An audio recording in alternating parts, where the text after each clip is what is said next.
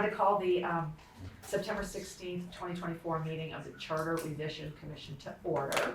And our first order of business is to approve the minutes of the August 15th, 2024 meeting. Does anyone have any changes or I have a correction. Do you need a motion? Oh, yes, make a motion, then we can have the, Move that we approve the minutes from the aforementioned meeting. Okay, any corrections or anything? Yes, on line 36, it should say Hasegawa instead of Turner.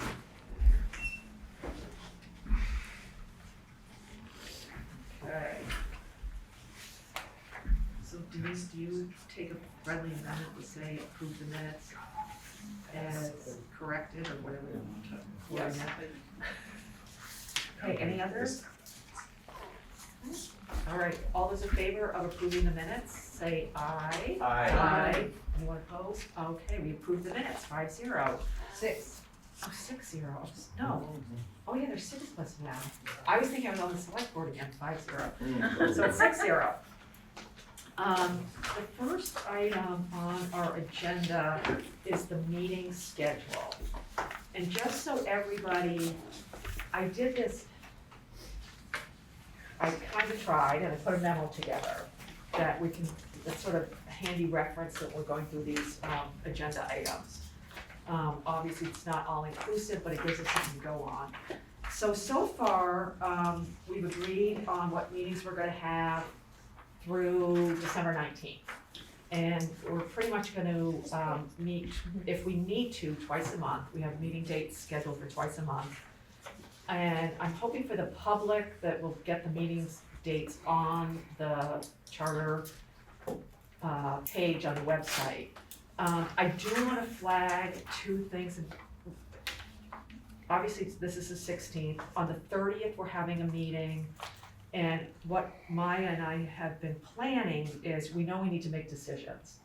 So we're gonna put things on, obviously tonight and some more on the 30th that are more, I don't wanna say low-hanging fruit, but in a kind of ways, low-hanging fruit that we hopefully we can move some of these decisions along.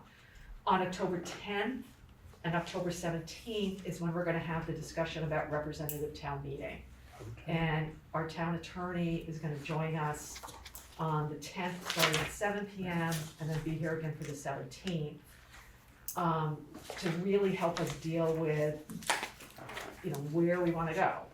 And then depending on which way we choose to go, we keep it the same, we do something different. Then in a subsequent meeting, we can, or even the meeting on the, whatever day, during these 2 days, we can figure out the other parts that go along with either keeping RTM or what are the issues if we don't keep it. So I just want everybody in the public to know about those 2 meetings. And I also, Patrick, have an email that I'm gonna send to you, if you could send it to all the RTM members so we can alert the whole world that we're gonna be talking about RTM on those 2 nights. So I think, and then we'll go back to the November, December, and figure out those agendas based on what we've accomplished to date and based on what we accomplish for the RTM things, if that makes sense to everybody. Because sort of the goal is let's try to make as many decisions as humanly possible and get them done by the end of the year. That's our goal. We don't know if we can achieve it, but we're gonna try. So does anybody have any questions or concerns about this schedule? Comment? Yeah. I don't have questions or concerns. I appreciate you restating it here and also the rest of your memo, which is helpful in terms of outlining the things we're gonna cover tonight. I don't remember which one of you, but I'm pretty sure it was either Joy or Hannah made this point months ago when we were gathering information about RTM. We said, oh, well, we should let all the RTM members know so that they can come out and give us their opinion. And I believe it was one of you, but somebody at this table said, we really should make sure that there's broader outreach than that. So a news release or something that goes deeper into the community than just to RTM. Yeah. I think now, especially as we're about to make decisions, that's really important that we hear from people who are not members of RTM that might have valuable insights into what the broader community is looking I for from us. totally agree. And I'll put a press release together and maybe we can make sure now, I can coordinate with Patrick about how we get something in the town newsletter that goes out prior to October this. 1st. Yeah, That'd be great. so we can work that out. That and a newsletter, that and a news release would be great. Yeah, Maybe we can get the town manager to talk about it on the Town Matters and his little broadcast. I will certainly raise that with him. And I don't know exactly what the date is to get stuff into the, what do you call that? newsletter, Newsletter, thank you. Yeah. But I will find that out and have that for you in the morning. okay, and I can work something up either way and just send it to you, so. Okay. Are you thinking something kind of dry and bland and with words and in black and white? Are you thinking some sort of cool graphic? Now that you put it that way, Patrick, yes, color with, whatever Seth can work up, Bingo. yeah. So let's Maybe bring a- Seth in. Yeah, right? maybe If it's a words, I can write words. a If it's, picture of- if it's gotta look good, we need Seth. A picture of us at town meeting, or That's, something like that. yeah. Franz. Oh, look at that. Franz Reichman, Brattleboro. Would you like an announcement made at the select board meeting tomorrow night? Some sort? Yeah, that would be great. Okay, well, let's talk about it. I'll give you the language and you can make it. Thank you. All right, yeah, so we'll, and we'll spread it far and wide. Good idea. All right, so do we have any other things about the schedule? Okay, now we're gonna go next, and we've had this discussion, as a recap, we had a discussion when the other charters were being talked about revenue generation for the town, that we didn't have to give the money to somebody else and only get some of it back. So after last month's meeting, Patrick had found some language about the gross receipts tax that he sent to us. So I think what we wanna try to do tonight, and Peter has some ideas, is figure out how we wanna go with this, based on what, Patrick sent us and what you folks found. May I? Yes, Would the chair allow me to speak to both B and C, gross receipts tax and non-citizen voting, yes, under this same item? Because I have an observation I want to make and a suggestion. Yeah. That relates to, where we are with these two items, and from my perspective, everything else we're going to be making decisions about. It's Yeah. good that we're, moving into decision making, and we're gonna build some momentum in that regard. And I'm concerned about trying to be overly specific about wording when we make our initial decisions of whether or not we want something, because the whole, my understanding of when we're gonna get to that is when there's actually been some drafting done. So, that initially we need to decide, so for instance, let me use, I would first of all not say gross receipts tax specifically, even though that is the example that was used coming out of Burlington. But more generally, just broader authority for the town to raise revenue, I think is what we're talking about.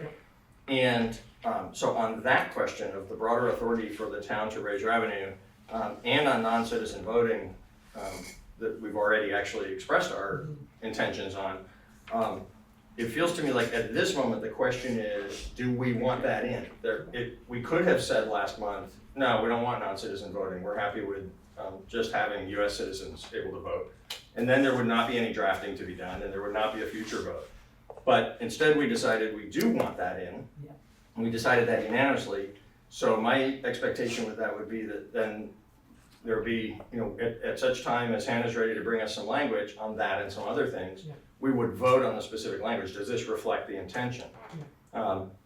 Otherwise, I'm concerned that there's kind of a ping pong thing that we could be doing with this, where we never really quite get to having made the decision, because it keeps bouncing back, like, are we really doing it? Are we doing it like this? Are we doing it like that?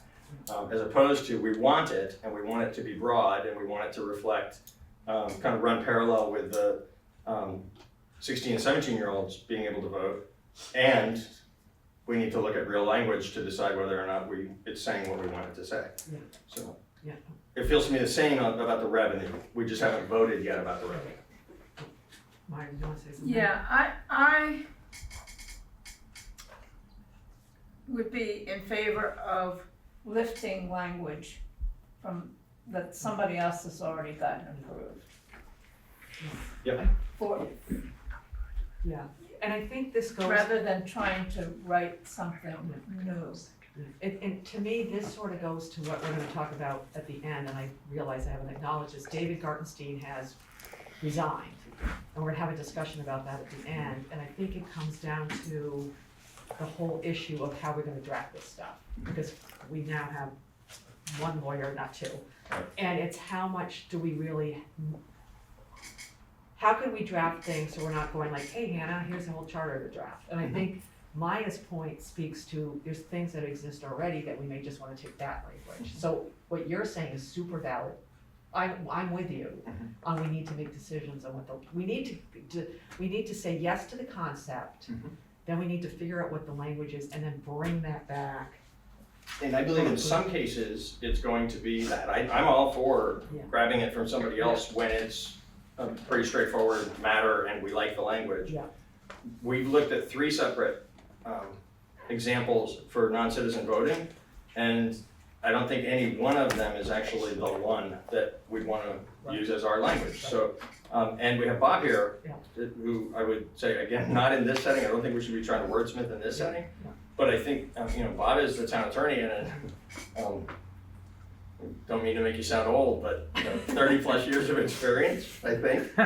Certainly 25 plus years of experience as a town attorney in Vermont, and so, Bob will be an amazing resource, working with Hannah, working with us on, which parts of this should we be creating something that reflects our own intention here in Brattleboro versus where that would just be unnecessary effort because we can grab it from somebody else. I agree. Hannah? Yeah, on that same point, my understanding, at least from last time, was that, especially as it relates to non-citizen voting, that we were going to try and mirror the language we already have on minors. But that there was some question about whether or not non-citizen voters could also hold local office, and that's why we hadn't voted on that yet. But I agree that there's a lot of stuff that you can call, but I think there are still decisions we can make before I draft things, because I don't want to be Totally. drafting things without knowing what I need to write. Okay, Right. and so that's a really important thing. I'm sorry, we're having a conversation, okay if I go? Oh, yeah. So, totally, yes, you need to be clear on what our intentions are.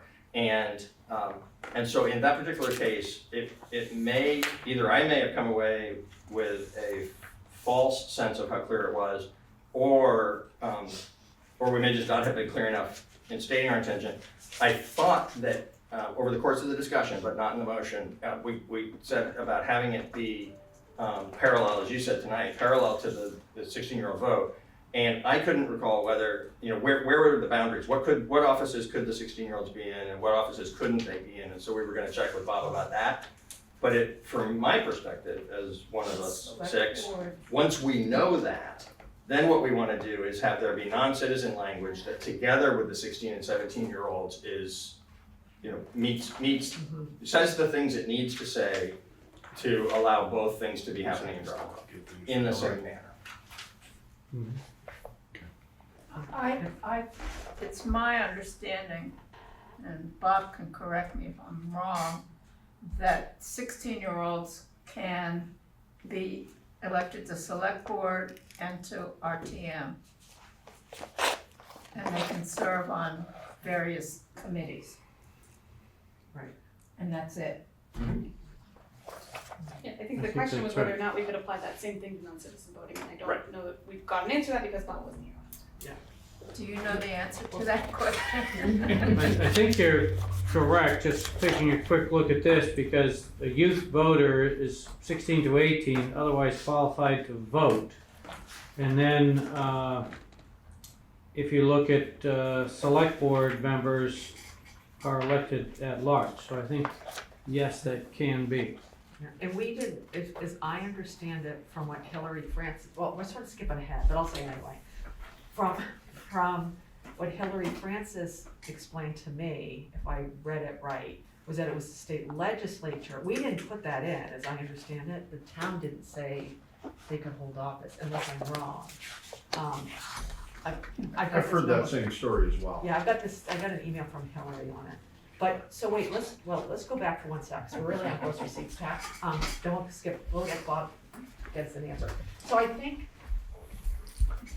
do we all agree, I think we agree with what Peter's saying, is that we make a general decision to do something, but give enough direction so that somebody here, we don't wanna dump everything on Hannah, can sort of get some language together so that when we're actually doing a final, yeah, we wanna do this, we have it in the language that we're doing.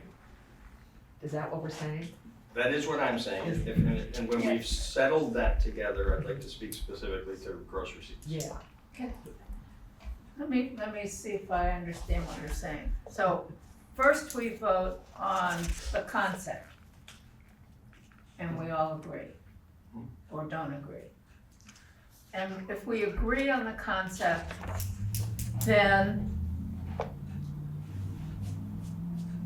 we have it drafted, and then we vote On the on the specific draft. language.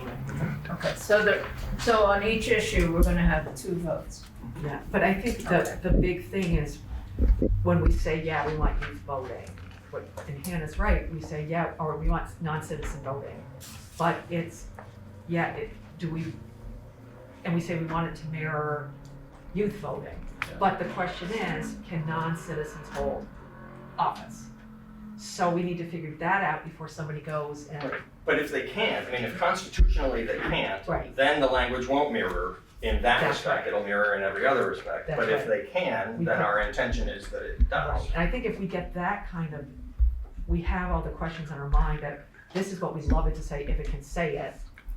Yeah. You know, so we're not going round and round in a circle. Does that sound, I think we're all on the same page I of think what so we're talking about. too, is, Yeah, are we clear enough to say I something? think that with this little bit of like a chicken and egg thing, but it's like I don't want to draft superfluous language Right. if we know it can't be done. Right, And if we already have the language that exists, like it's actually gonna be easier if it can just mirror it than if we have to write something. Exactly. Yeah.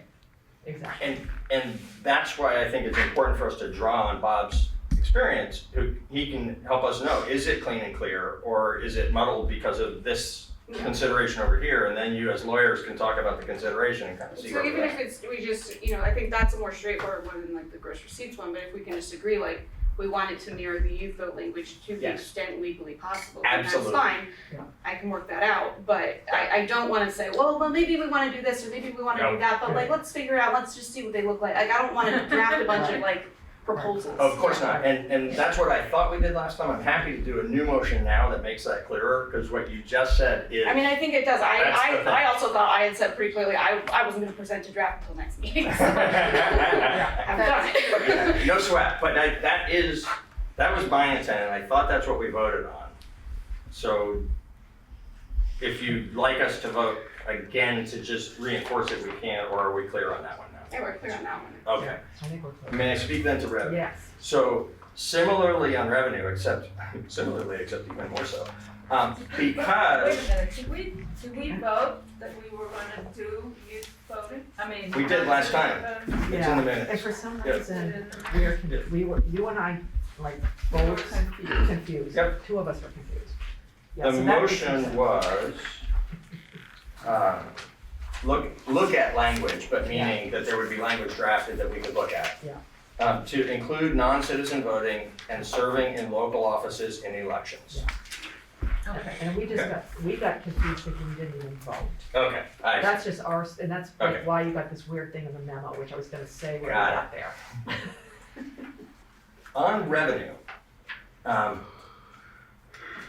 because this is an area that is unusual in municipal charters in Vermont and not something that we saw appearing again and again and again, I think it's especially important that we give consideration to whether or not we like, and first and foremost, initially the attorneys and then we as the commission, like the language and feel like it's empowering Brattleboro in the way that we want it to, that has appeared in a few other places. And I think it's if not likely, it's really quite possible that because what appears in the few different places doesn't really explicitly say the thing, it kind of says enough so that some municipalities have traveled under their language and actually accomplished independent local municipal revenue raising. This one in particular, I think, begs for, is there one of these, and I believe there's really 4 examples we should give consideration to, is there one of these 4 examples that stands out as like, that's sufficient, and we don't want to complicate this by trying to write our own thing, because that really does do the thing we want it to do. Or if none of them really do the thing we want them to do sufficiently, then maybe there's something that borrows from one or more of them, and it's new language for Brattleboro that Bob and Hannah would bring to us. Because of that, I think that the decision for us to make now, I'd like to make a motion when the time is right, to name the 4 municipalities that have informed our judgment on this, and have the motion be that we want to have language in our charter that empowers the town of Brattleboro to independently create sources of local revenue to the greatest extent possible under Vermont law, and there's 4 different municipalities that are potential sources of language that might be used for this purpose. Yeah, and I think Patrick gave us some information, and what Patrick's information was good, because all those, the towns, whatever was it Burlington and Burlington, Rutland, and and Burlington. yeah, and what that was is based on the language in the charter, the cities were able to craft ordinances. That's all the attached, the 900 Yes. things that we told them not to print off. So I think that's, to me, is what you're saying. We want to go for some language that allows, whether it's the select board, because they have to do ordinances, to do it, and we're not putting constraints on what they're able to do with revenue generation. We don't say like go wild, but you know what I mean, we do it in a way that they can do as much as they I can. think we don't want to be overly specific. We want to be broad. Yeah. And I think it could even be as broad as being in the powers of the town of Brattleboro Yeah. section, so as not to be specific about how it gets adopted, or it could be specifically under town meeting, or it could be specifically under select board. I don't have a strong opinion one way or the other about that. I'm happy to have a thorough discussion of those things. What I have a very strong opinion about is as efficiently as possible, as briefly and broadly as possible, to create authority in the charter for the town of Brattleboro to establish revenue sources without having to get state approval, other than what's going to be the state's approval of the charter. And just so you know, I really was right, I was like, it's my COVID brain. Because basically I put stuff under gross receipts tax that have nothing to do with gross receipts. So you can see what I was like, I'm totally out of it. Yeah. So, which I looking at this now going, this makes no sense. So I forgive me for that. Yeah, so do you want to talk about? Well, I want to make a motion when the time is right, and I'm also talking a lot tonight. Mhm. So as we go into deeper into other items, that's not going to be as much the case. Yeah. These 2 I feel very passionately about. So I want to leave space for us to have whatever discussion we need to have as a group before I make a motion. But I have a motion in mind that will get us to that place that is, the goal being small number of words with broad authority. Oh, So what you're looking for, and I think what we're looking for, is some language in the charter that allows probably the select board to have the authority to find and create, or I don't know what the legal word is, the, new other sources of revenue. Yes. And we see some examples in Burlington and Rutland specifically where it's been done, where we've seen the ordinances that flow from the charter language. We've seen other places where we're not as sure about exactly what they've done, but they've got what appears to be some pretty broad language in their Like charter, Williston. and St. Albans and Williston. Yeah.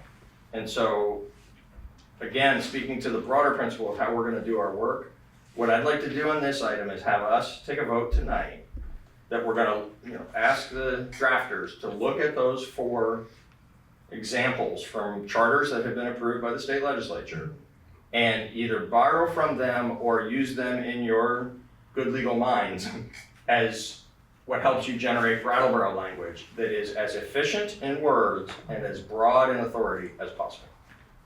Did you want to say something, Bob? With regard to the finances part, obviously, if other charters have those provisions in them and the legislature has approved it, it has at least passed legal muster at the legislative level. But for purposes of, there's a lot of talk here about where to put that. And when you look at some of these examples, it says to regulate, license, tax, prohibit, there's different language that the different towns have used. Yeah. We already have Article 7, Section 3, which says the town may levy local taxes in such form as authorized by the General Assembly. So anything that's authorized in your charter is going to be authorized by the General Assembly. But I think you probably want to put the specific types of tax in the revenue section so that you have the ability to raise certain types of taxes. Then under your select board powers, you put the power to regulate. But under your existing charter, remember that any taxes first have to be approved by the select board and then approved by representative town meeting. So I think that already answers a question that one of you may have had. Well, it answers it for what is currently existing, but since what we're doing is looking at the whole thing and deciding what ought to exist, I think it'll beg that question. And like I said, I'm not feeling strongly about whether we leave that language intact as a guard against the actual creation of a new tax. That it has to happen that way with a vote on town meeting or the voters or whatever, and then select board action rather than just select board independent action. I'm happy to have a thorough conversation about that and land in a particular place, or I'm happy to just leave it as, under the powers of the town of Brattleboro in some manner. These are the kinds of questions that it would be helpful when you know our intentions, if y'all could draft language to try to hit the marker of the intention, because you could come back to us and say, yes, but we did it this way because, you can't do the thing and you have to have, it has to be a vote of the people or whatever might be your advice. What we're trying to do in new language in the town's charter, and I think Rutland is the best example in terms of simple language, because they actually, in their provisions, it actually speaks to the licensing and regulating and taxing authority, and where it says taxing, it says for revenue purposes, as opposed to like to cover your costs or some of the other ways in which if you don't say it's a local form of revenue, then you're back traveling under statute. But they actually have language that talks about, that enabled them to create a local source of revenue that isn't specifically authorized by the state, isn't specifically authorized anywhere in their charter, but is action that was taken in an ordinance because they had general authority in the charter to regulate some things. And that's what we're hoping to achieve here, not a list of specific taxes, because we don't know what might be a good idea 3 years from now or 8 years from now or whatever, but to enable town government, whether that's a vote of the people, whether it's a vote of the town meeting, whether it's the select board, but to enable town government to create one or more new sources of revenue that are appropriate to the moment that will take some pressure off the property tax. So, if I may, what I'm saying in response to, so what you want is you want the authority granted to the town from the state legislature to have a municipality be able to create local revenue streams through taxation without identifying the specific taxes. And the problem with that is essentially saying home rule for taxation. That's the short way of putting it, is you're proposing Yep. home rule for purposes of taxation. That's right. And I'm not sure if the legislature's gonna go with that, and that may be why these other examples have been specific. In terms of the legislature has allowed, in this instance, the ability to tax, hotel people or Right. peddlers or whatever it may be. We regulate those and we have fees that go along with it, but that's Yes. different from a tax. Yeah. So, one, if you probably have a greater chance of success of cherry picking ones that have been approved already, rather than just saying we want home rule for taxes. Yep. And then the check and balance on that from the standpoint of the existing charter is whether or not you want the select board to have carte blanche on that if it's authorized, or whether that has to be approved by representative town meeting, if indeed you keep representative town meeting. Yeah. This conversation is exactly why I think we should start with broad intent and then look at language with your advice legally of exactly the kinds of things you just said. Here's some proposed language because what you wanted was this, and the advice is this is the language that gets us either there or close to there but not all the way, and here's the reason why we didn't go all the way because of the kinds of things you just said.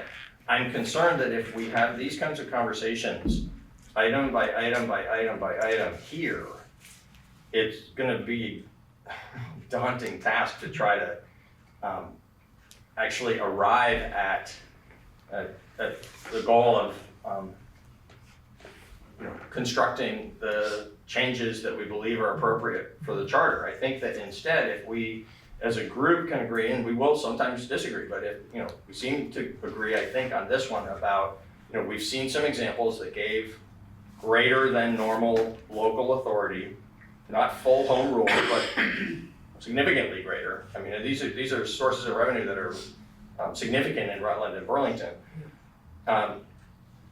where the state legislature has, through their charters, granted that. But the details got worked out in the ordinance, some cases dozens of pages long of ordinances. And so based on that and based on some broader language that we saw in Williston's charter and in St. Albans' charter, but without knowledge of exactly how they've used it, we have better knowledge of how Burlington and Rutland have used it. I'd like to start with you two looking at the language that exists and deciding whether that cherry picking of what already exists, this one's better than that one because, and then, so that's the place that you recommend to us, or based on understanding that we want this to be written as broadly as it can be with a straight face, that maybe it's, picking a little from this cherry tree and a little bit from that cherry tree and putting together Brattleboro language. I don't know where it lands. And I think it's gonna be hard to land in one place or the other here in this setting. Does that make sense? Can I ask, this is probably gonna be like a stupid question, from Patrick's August 19th memo, the examples like Burlington, Rutland.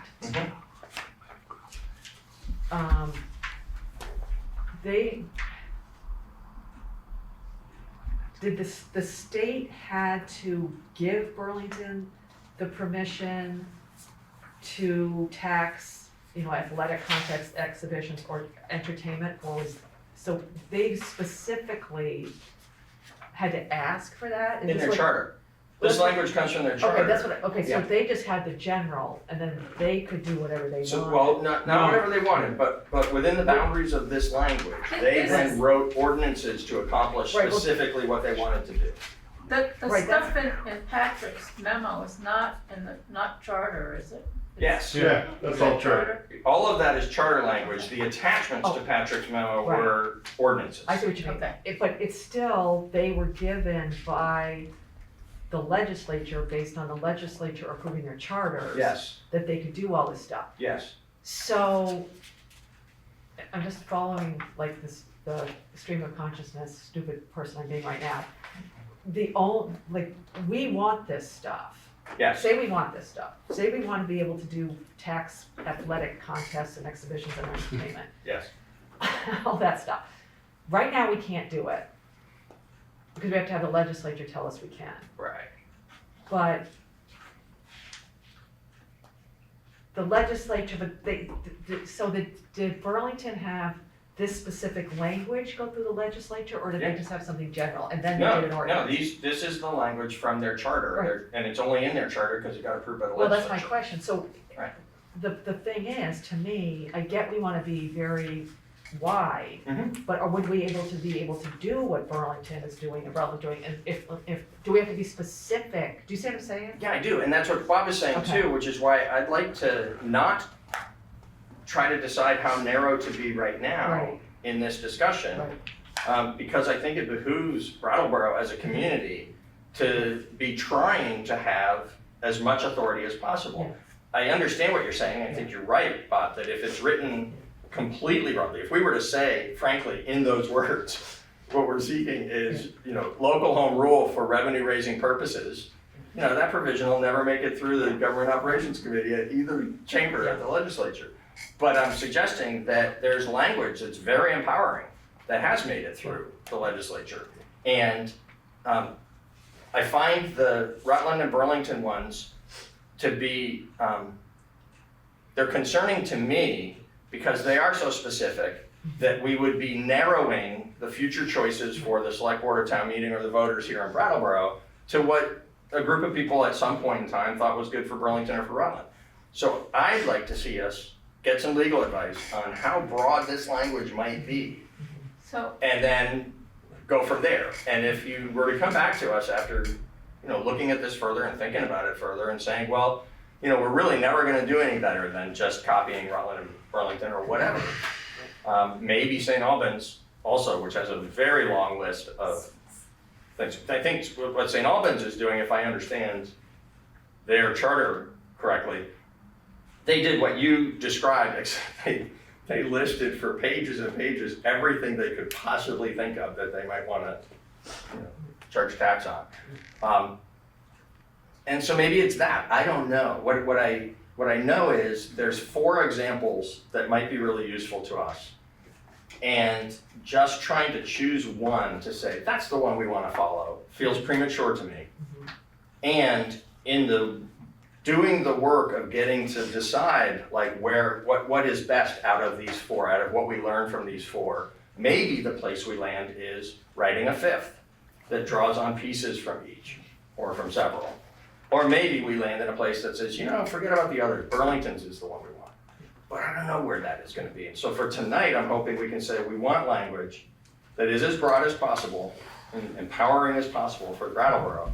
And that you look at those other 4 examples of things that have been approved by the legislature as what leads to the advice that you'll bring back to us. So basically, we want, just using your example of St. Albans, which listed every humanly possible, we want to try to accomplish in a short way something that allows us to do everything. That's the goal I've articulated, Yeah, and if yeah. the 6 of us like that, then that's our charge to the 2 attorneys. Now, is that, what do you think? Well, I think that can work. I guess I can look at it from the legal standpoint, but remember, you also have to have a relationship between what the government is authorizing you to do and what you're trying to accomplish. So from my perspective, you should be also looking at these other towns and cities to see, 1, are they even using this tax authority? 2, is it effective? Is it something that for purposes of Brattleboro's having a toolbox with a lot of good tools to use for revenue, is it going to help given what you know of Brattleboro? So I think there's a certain amount of data that needs to fit in to this. Well, we just want to just because other cities do it, we want to have those tools as well. I think you need to make the connection. I would offer, doesn't mean we need to agree, that that data is critically important to a decision that would be made at some point about whether or not to impose any such tax. What tax and imposed in what way and in what amounts needs to be significantly informed by whatever data we can bring to that discussion.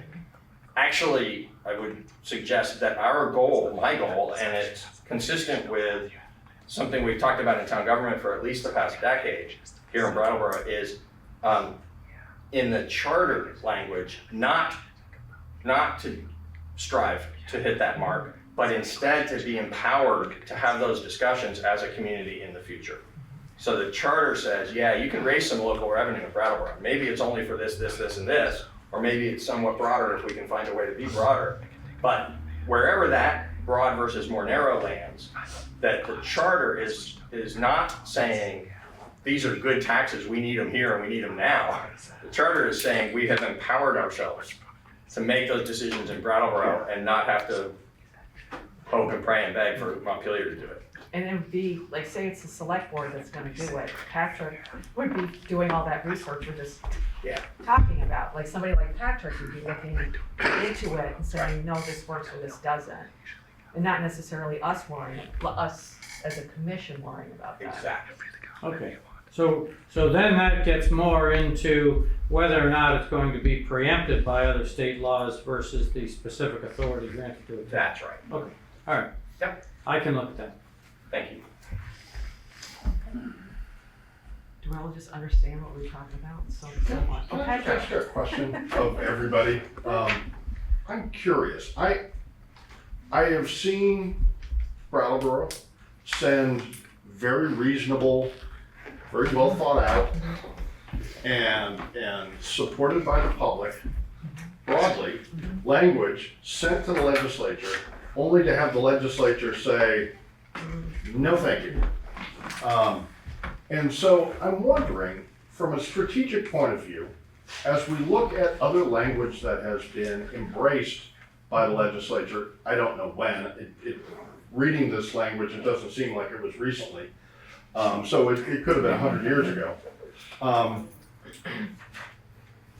Are we better off literally cutting and pasting it so that at some point in time when the present day legislature is considering it, we're very clearly not, trying to, this body has already approved this language. Yeah. Right?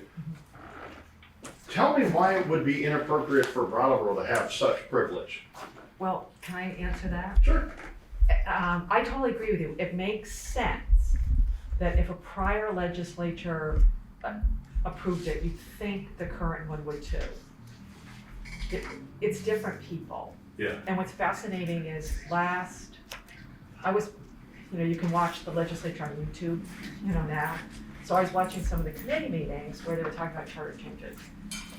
It made no difference for the people sitting in that committee room that, 2 years ago, another legislature approved a charter change. So I think we're basically at the whim of the people we're dealing with right now. Do you know what I mean?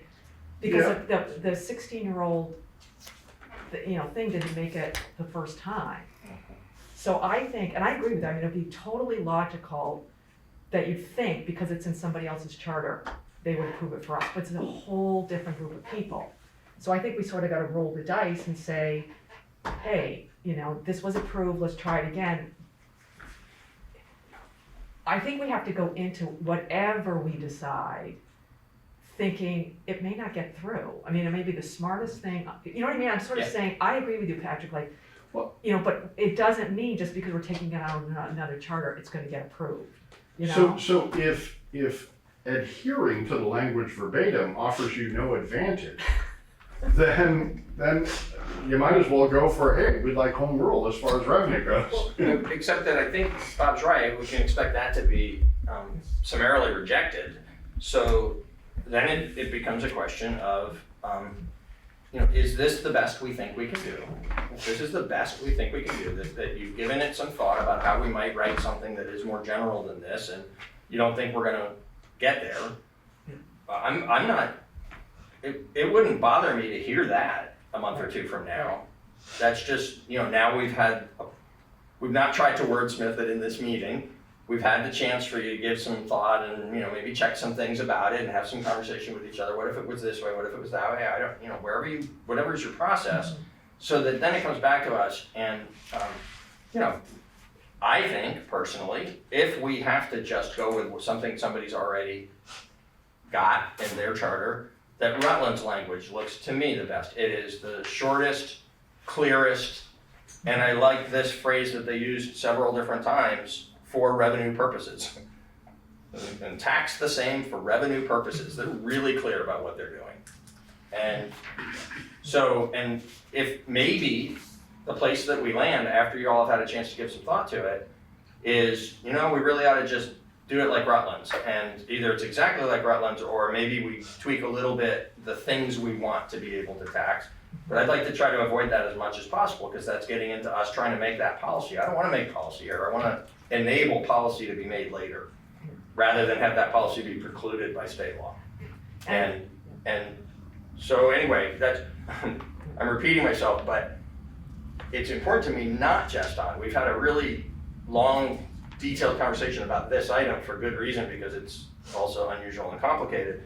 But I'm hoping it would serve as an example for us of how we could do our business, item by item by item by item as we go forward, that we articulate a goal, y'all work to achieve that goal, but maybe come back and tell us, yeah, but you can't really because, okay, so we hear that. Or, this is our best effort to achieve that goal, did we do it? And then we'd say, yeah, beautiful. Or, how about if we tweak it a little bit?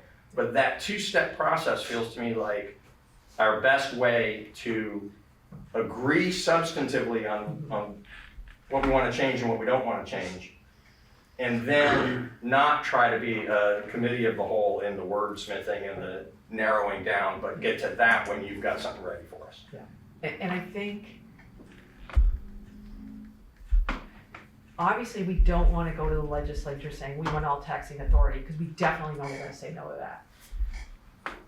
And so I think there's a balance between when it's easy, like there's some things we don't want to wordsmith, we can just pull it. We still don't know whether the legislature's going to go along with it, but that's probably the best language we want to use. And Ian will help us when he's up in the legislature and get this stuff. So I think we're, some of these things we're gonna wanna just go for it. We have to sort of pick when we're gonna go for it.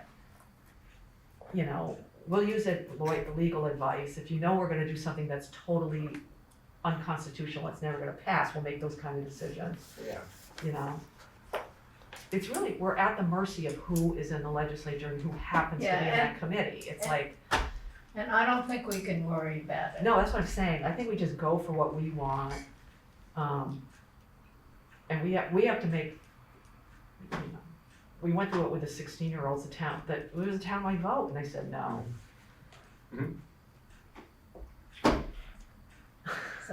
So is the next step, if I'm understanding the next step, I should try and get a meeting together with Hannah and Bob, talk about this and see if we can simmer some of this down to a nice little Yeah. something that we could bring back to a future. Yes. I think that'd be great, and if we're all of that same shared understanding, maybe we don't even need that first motion.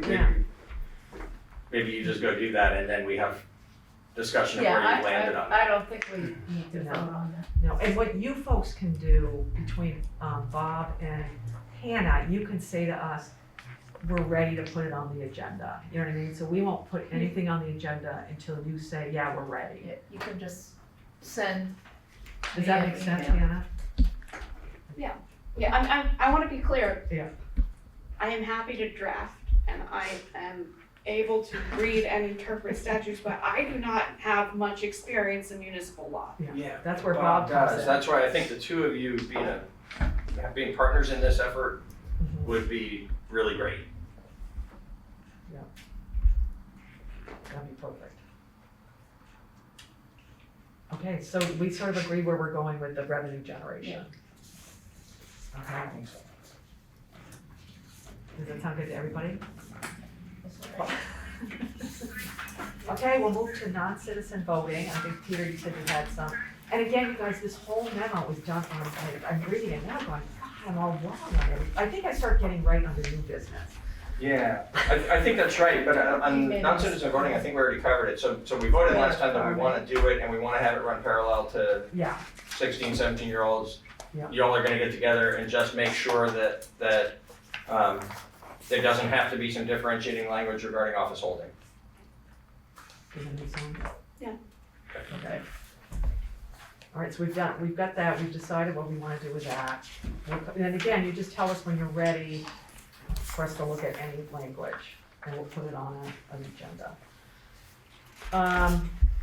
Okay, now we have new business. First up is the select board, and we have 2 select board members here. And this came out of, One select board member. one and a former one. This came out of a conversation we had, it was like ages ago, about that portion of the select board. And we had invited the select board members to come and talk to us about some suggestions they may have. And that's where these are on, and these are specifically the 3 things that came up from the select board. And the first one is the number of members. The second one was vacancies that occur on the board. And the third is, should there be more definition for the role of the chair? So I think we should take one at a time, and if our current and former select board members have something they'd like to add, we'd love to hear it. The first one was the question of, there are 5 members of the select board now. 2 of them are 1-year terms, and 3 of them are 3-year terms, and they're staggered.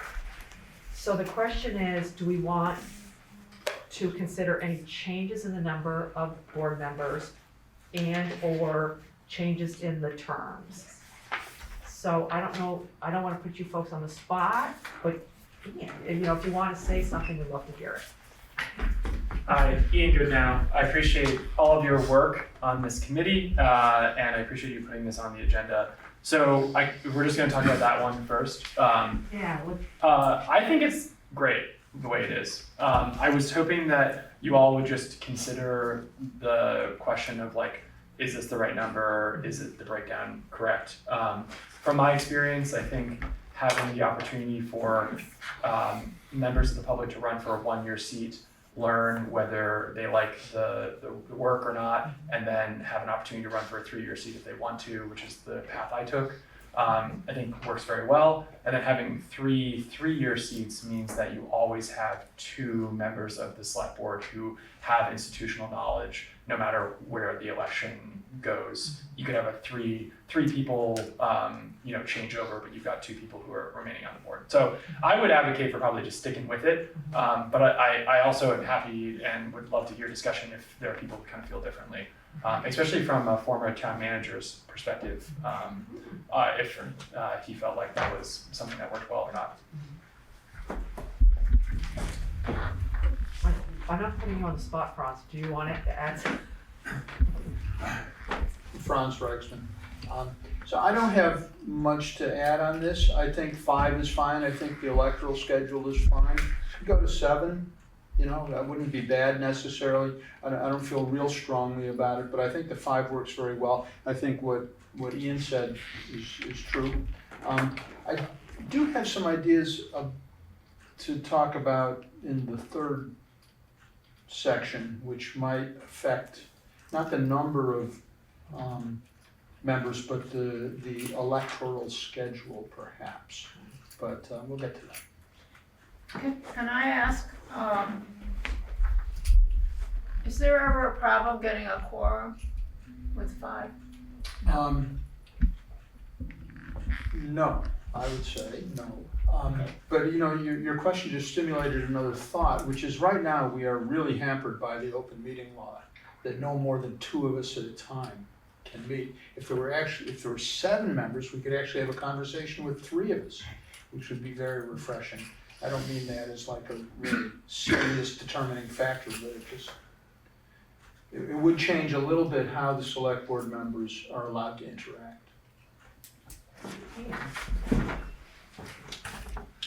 No problem for quorum for us. There was maybe like one or two times where we were all remote and the power went out in like a third of Brattleboro. And it was like, we got 3 people because we had to set the water sewer rates and it just like had to, you remember that? Yeah, it had to happen and we got 3 people. That was the only time I remember there being any issue. I had to do the Zoom from my car. Besides that, no. And I think as far as Franz advocating for a different number, you know, if 7's something that you're considering, great. If you're gonna do a different number, go more, don't go less. I think going lower than 5 is not a good move, just for the fact that Brattleboro, the size Brattleboro is, I think you need at least 5 select board members.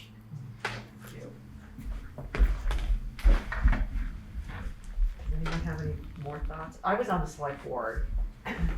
I'll just tell you my experience. I thought 5 was great. I think to me, it was a perfect number because it's not too many. It's not, again, I wouldn't go lower than 5. And the way Ian described the terms is really good because there are people that are continuing on. You don't get 5 new people all at once. So in my opinion, as a former select board member, I think it works really well. But I don't know, again, as Ian said, you have a town manager and a former town manager and an assistant town manager that might have like thoughts about, does it matter? It can matter. Before I offer my thoughts, I just want to get clarity, Franz, on your comment about the, I think you said the electoral schedule. Did you mean the lengths of the terms, or did you mean actually like when the voting occurs? Length of the terms. Okay, could you speak to that? That's Now and then. Sure. So what's the third thing we're gonna talk about? How are you phrasing The that? vacancy. No, wait, third thing Yeah. is Chair. the role of chair. The Right. second thing is the vacancy. So the role of the chair. What I'm thinking about is actually the selection of the chair. And, you know, a couple of years ago, we had a vote on whether to have a mayor. And I was opposed to that. I just didn't see a reason for it. Well, actually, now I do see a reason for it, now that I'm on the board, which is that it would give more of a focus to the interactions between the board and the community. That there'd be somebody who was specifically chosen not by the other board members, but by the community itself, to be the leader, the point person, the person who's accountable in a little different way than the other select board members. And I actually think I'd be very curious to hear what Ian thinks of this, but I think that would be a useful addition to the current lineup, I guess. And so the question then would be, well, how would we do that? You know, if there's a specific position that's chair that is voted on, how would you set that up? And I have come up with a fully vetted mechanism for that because I thought of it almost an hour ago. And it would be that the person who's the chair would have a 3-year term. And then there would be 2 2-year positions and 2 1-year positions. So that once every 3 years, a chair would be elected, and then in the in-between years, there'd be the 2 1-year positions and 1 of the 2-year positions that were voted on. And it would look a little different from year to year, but you know, that would be one way to have somebody who was chosen not by the select board, but by the voting public, to be that point person on the board. And I don't know, I just think the communication between the board and the community is a little haphazard right now. You know, it's just that we talk to different people. It's not bad exactly, but it's unfocused, I guess, in a certain way. And it would be nice if there were more of a focus on that. That's my thinking. Yeah. Can I just ask why you think having that chair be an elected position would improve that focus, or what the difference would be as opposed to the way it is now? Well, right now Daniel's the chair and he runs the meetings. But that's about it in terms of what his duties are. He has, I think the charters talks about a ceremonial role, he represents the town at different occasions or functions, and he runs the meetings, and that's about it. We've grafted onto that the agenda setting committee where the chair and vice chair meet with the town manager to set the agendas. That's actually very important. But there's nothing else, if somebody has something to say to the board, they can talk to me, they can talk to Daniel, they can talk to Peter, they can talk to Liz, they can talk to Richard, there's no funnel that brings everything to the board. It's a bunch of individual actors. And it seems to me that it would be good to have that point person or the funnel to bring communication to the board in a more structured fashion. So if I understand you, what you're saying is that the person running for the 3-year term, everybody would know that that person was going to be chair. That would be the position that you're running for, yes. So I really did think of this, an hour or two ago. But I've been puzzling over it, and because of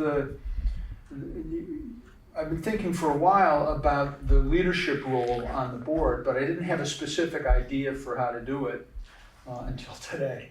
I had another idea today too, which is different, and that is that we elect board members exactly as we do now, but that the role of the chair is decided at representative town meeting.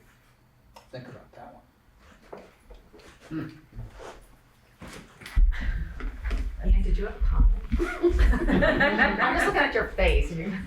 I disagree with all of that. But I can spend a while picking it apart if you want me to, or if we want to. No, love you, buddy. But I think a couple issues with it would be, you have those two-year terms. So if you wanted to be chair, maybe one of the 2-year terms would have to resign and run for the 3-year term because their term would still be happening when the 3-year term was up to run for it. It gatekeeps against people who want to be chair who can't commit at least 3 years to the select board. But it's probably a little bit bold to run for a 3-year seat with no select board experience. So you can run for at least a 1-year seat. So now it's 4-year commitment to be a chair of the select board, maybe 5 if they run for a 2-year seat. And then on top of all of that, we're not even at this part of the agenda, but currently the role of the select board chair is to run the meeting and to ceremonially represent the town. Well, I don't know why that has to be elected by the broader public. If you change the role of the select board, or if you consider a mayor, I guess that would be a different discussion. But currently, I don't really see the need for Franz's proposal. Though I do say I appreciate the creative thinking on it, and that's kind of what I was hoping would come out of this discussion. I just unfortunately disagree with that creative thinking. In rebuttal, I'd just like to say that I think Ian needs to think about it a little bit longer before having such a firm opinion.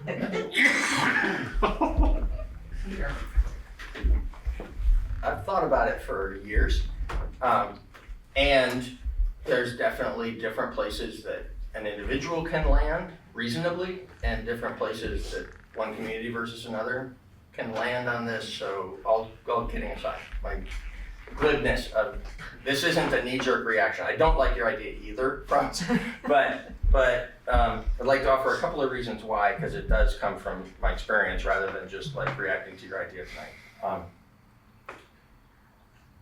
On the question of 5 versus 7, which I don't think we're really having much of a conversation about, but just to put a pin in it, there's been agreement so far, 5 is good, and I want to agree with 5 is good. I actually have worked for a board of 7 and for 2 boards of 5, and it's a material difference for staff supporting the work of the board. You wouldn't think that necessarily because so much of it is like you know, doing the research and preparing the materials and making sure that they get equally shared among the 7 and so on. But as those of you who have served on the select board know, there's also, you know, an important role played by staff of being available to any of you at any time when you need to like dig deeper into something to better understand the thing that's coming up next Tuesday or whatever. I mean, there's a role, particularly in the town manager's office and sometimes deeper into town government, where it's not just advising the body, but actually helping each member be as effective as they can be. And that's just, I think you need to get a lot of value out of having the 2 extra members to be worth the extra lift that represents. And my experience is that unless you're in a community where you're shifting to a much more political setup with like wards and an elected mayor and that sort of thing, it's a really different kettle of fish, and I don't recommend we go there. Unless you're doing that, there's no benefit to going to 7. 5 is fine. I think it's important that in a select board system, again, unless we're going to shift really significantly into quite a different political style of government, I think it's really important that the select board is chosen, the chair is chosen by the peers on the select board. A fair amount of being a good chair is the way in which you sort of manage that chemistry. Some boards are naturally more comfortable working together. Some boards are really hard, you know, herding cats. And some chairs are really good at it, at like drawing out the differences so that there's good full discussions, and then helping a group come to, you know, finding whatever consensus there might be, or at least, you know, getting to a vote and moving on to the next one, and helping those processes happen in ways that hurt less feelings when there's disagreement. And some aren't as good at that. And I think that the basis on which the public would select a chair would be very different than the peers on the select board making that choice. And it's an impact of having it be the peers that 99% of the time, that's going to be somebody who's already been serving on the board. So they're also bringing that experience of having been a member and seeing, you know, some things that have worked and some things that haven't worked before it's their turn to be responsible for trying to make sure that the board does its work effectively. So for all those reasons, I think it's important to keep the,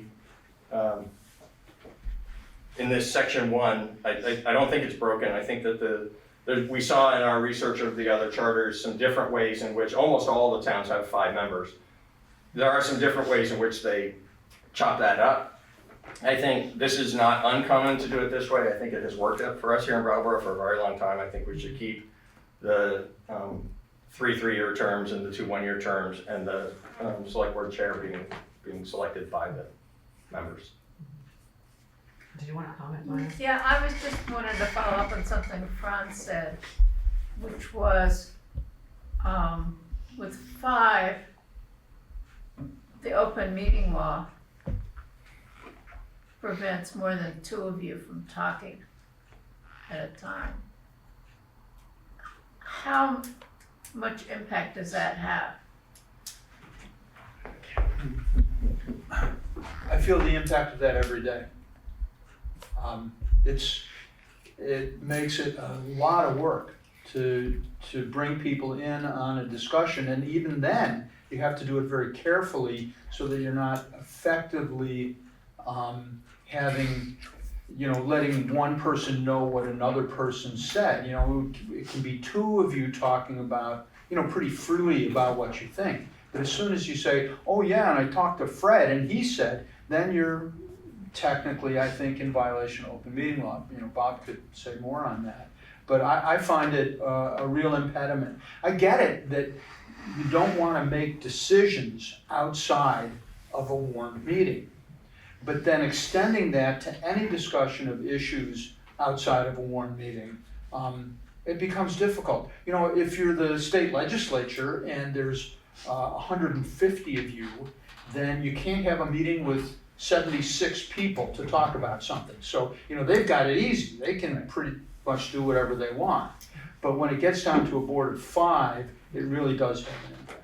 Right, but if you go to 7, it's just proportionally 3. I mean, there's no, it It's, doesn't, it's not that huge a difference. no, But it doesn't get it you would to, I'd feel a little more comfortable, that's all.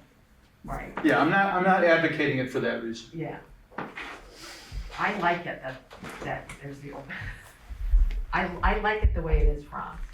I agree with Peter and Ian, I'm so sorry.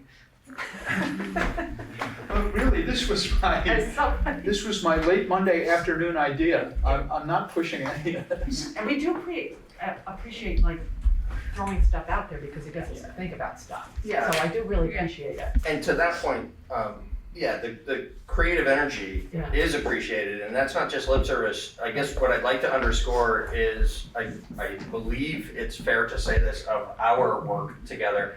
I know that it's fair to say it of the work that the three of us on the charter research, the other charters committee, did. We, kind of what was at the heart of our work was looking for other people's good ideas, looking for examples of how it was working differently someplace else. And isn't that interesting? Look what they do here. Well, gosh, there's a predominance of this other thing that they do that we don't do. And what do you think of that? So there was a lot in looking at the other charters where we were asking ourselves these questions like continuously. In this particular place, we can just land right where we are because it feels like it's a part of our town government that has worked well.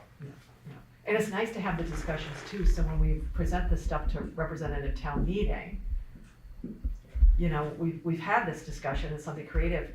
We might not have agreed with it, but it was creative enough for us to work through that we actually like what we have now. Yeah. Okay, so does anybody else have any comments about the number of select board members and the terms? So I think we've all agreed that we're fine with the way it is. Okay, the next thing is the vacancies, and what happens right now is the select board fills the vacancy. And I think it was Ian brought this up, that should it go to a special election? So, Guys, appreciate you guys discussing this. So currently it's, if there's a vacancy, the board appoints, I think the board appoints till the next regularly scheduled election. Yes. And the way I read that would be just the next election.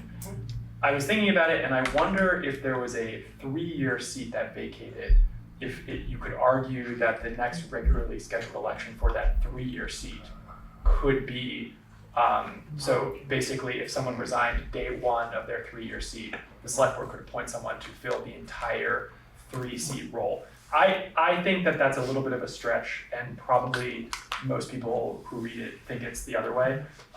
It would be good to clarify it, in my opinion, if you have the opportunity to. But what I actually would advocate for is, we're saying currently that 1 year on the Brattleboro Select Board is a meaningful opportunity for someone to contribute to the town of Brattleboro. We have 2 one-year seats. So I think we're saying that if you, currently we're saying if you vacate that seat 1 day in, the board can appoint somebody to fill that entire year. And that doesn't feel democratic to me. So I would volunteer that you change the charter to say that if a seat is vacated up until 3 months before the next regularly scheduled election, then a special election will be held. And if it happens after within the 3 months before the election, the board appoints someone. So the idea being, you avoid having 2 special elections right next to each other. If you just said basically, no matter what, if a board seat vacates, you have to have a special election, because I think that makes sense. You wouldn't want to do that. You want to make Hillary do 2 elections in a row. And I picked the 3 months because I was kind of thinking about the work with the budget, and we're not quite, so this would maybe be like if it was a early March election, so we'd be talking about like December. We haven't like just started the budget then, but we're in the middle of it, and it probably would make sense that the board wouldn't want to have an election right then to put a brand new person in. We'd probably want to appoint somebody just to like get it done, so they have 5 people to get through. So that's kind of my reasoning. I offer that to the committee, and I'm not offended if you just throw it away. But I really think that allowing the board to appoint somebody day one and have them serve a full year term isn't as democratic as you could be with the charter. Yeah. Thank you. So I guess my question is, you're saying a year is meaningful, but if someone were to resign, say, 4 months in, by the time you notice and set up a special election, they're maybe serving less than 6 months of that term? Like, is that meaningful? Or is it better to just have that role filled by the select board who has some sense of someone who could step in and fill that task? I think it is. Yeah, I think 6 months is meaningful. Because as I said, I mean, especially where that would happen, then 6 months in, you wouldn't have even really gotten to the budget that much yet. Budget's like a really significant portion of what the select board does. So again, yeah, I agree. It takes time to warn them, all that stuff. So maybe it doesn't make sense to do. But from my perspective, I think that would be a meaningful amount of time.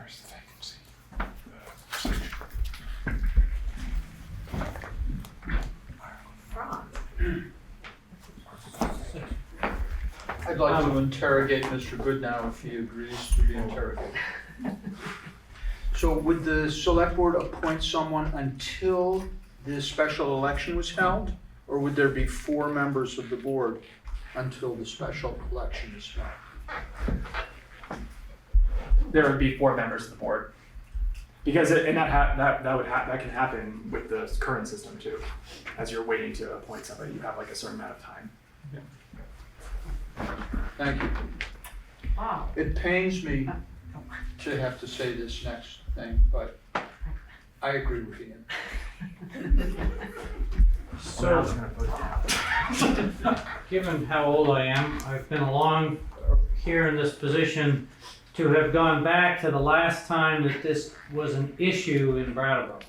And that was a situation where, as a result, I believe, of who was elected among the board members as chair, resulted in the next morning, this is soon after your March elections, of a select board member resigning. And so for some reason then you had a situation where we had 2 select board member or seats vacant. And as a result of that, because back in when that happened, your statute, not the charter, reads that you only go, I shouldn't say only, the select board appoints to fill the vacancy unless there are so many vacancies that it is a majority of the board, which then you have to have special election. But then the statute also says a town at a special meeting may fill a vacancy. So in that situation that we had, you had select board members saying, well, we don't have a majority of the select board vacant, so we can do that. And there was a call, because there were 2 vacancies, to, well, shouldn't we have a special election? And I believe in that situation they appointed, but then your charter then subsequently was changed to say that if there's more than 1 vacancy, the board shall call a special election. So that's where you depart from state statute. So, 1, I wanted to give the historical context there, and 2, how it's different from the state statute currently. With regard to the holding elections and going with a 4-member board, again, it's a policy matter, less of a legal matter, but you run the risk of many more votes failing as a result of a 2-2 tie. So I just offer that. Because as Bob just said, for people that don't know, if it's 2-2, it dies. You don't like re-vote it. You know, it just, it goes, oh, yeah. No, Yeah, you were. yeah, so currently the charter says if you have 2 vacancies, then you have to have the election within after 40 days, before 60 days. So, for the general select board schedule, that would be like 2 meetings, maybe 3. But you could probably be smart about it if you knew you had only 4 members and worked to make sure that you had as few meetings as possible when you didn't have a full board. I hope the committee takes Bob's memory seriously on that. I thankfully didn't have to experience a really contentious chair appointment, but they certainly exist, and that is a real possibility that you could have somebody really upset about who gets appointed chair and resign. And that's exactly the type of thing that I'm hoping that you could try to alleviate the risk of a really less democratic appointment happening. So. Peter? 2 things. First of all, I'd like not to try to decide this tonight, if that's okay with everybody. I think this is really interesting, and us having a chance to stew on it a bit and Yeah. vote on it in the future would be helpful. With the maker of the proposer of the change, how would you feel about 6 months instead of 6 and 6 instead of 9 and 3? I think that's great. You also could do another creative way to do it would be like if it's within 3 months of the election, then you have to have a new one. So if you have a resignation within 3 months of the March meeting, so that would be So in the first 3 months. So Yeah. you'd flip the 3 and you 9. can flip the 3 the other way around. And now you're basically just saying, look, if somebody resigns really early, there's a lot of select board time left, and we don't really want that appointed. I'm trying to avoid overstressing the town clerk's office, and also trying to attack more of that early resignation issue, not a later one. Sure. Yeah. I think it's a good point, and the discussion's been really helpful. It could be just sort of a falling out over the selection of a chair. It also could be, the system could be gamed under the current situation. And we don't, we want to do what we can to preclude that. And I wasn't going to be so bold as to propose that could be an issue, but I think it's worth thinking about. Okay. I think it's worth thinking about too, and I like the idea of it either being only for the first 6 months, or maybe even only for the first 3, because it feels to me like that's where this current system can really go sideways. David? Do I need to go? Sure. With no relevant experience, David Lombach, District 9, and I hadn't thought about this until you mentioned the 3-year, and I'm not sure if it's clear in the charter, but either by election or by appointment, would that be for the end of that 3-year term, or would that start a whole 3-year term, in which case your turnover on the board gets changed? The way that has been, and this is not to say it couldn't be clearer, but the way that has worked in the past is if it's a 3-year term and there is a resignation, it is filled till essentially next March, the next regularly scheduled, and then that election is for the remainder of that term. So it'd be the additional, in the example of 3, it'd be for the remainder of that, so that you keep the stagger the same. And regardless of what we do about special elections, I think that we should correct that. I think we should be clearer about the intention of that piece. Okay, so right now, what we're talking about is really thinking about what Ian was suggesting is special election, and really what the timing would be. I mean, if we're gonna do it, we have to figure out what the timing would be. So, and Peter just proposed that we sort of chew on this, think about it, and then have a discussion. We'll put it on the agenda. Put it on the for agenda next for a vote meeting. next time. Yeah, for the next meeting. Yes. And, because it is, and this is why we like suggestions, because it's creative and we think about this stuff.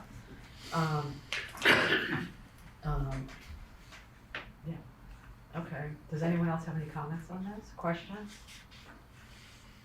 All right, thank you, Ian. No offense, Franz, but thank you, Ian.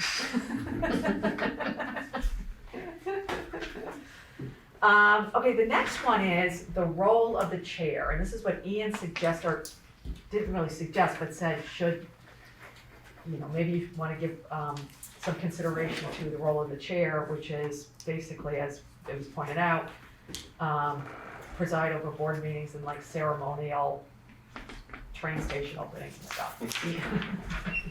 And Kate, I would really love to hear your perspective on this as another person who has served as chair. So this, for me, is just there are a number of people on the committee who have not been on the Brattleboro Select Board or served as chair. So I wanted just to bring sort of my experience. And I don't unfortunately have a suggestion on this one. But like right now, the charter is has very few responsibilities identified for the chair.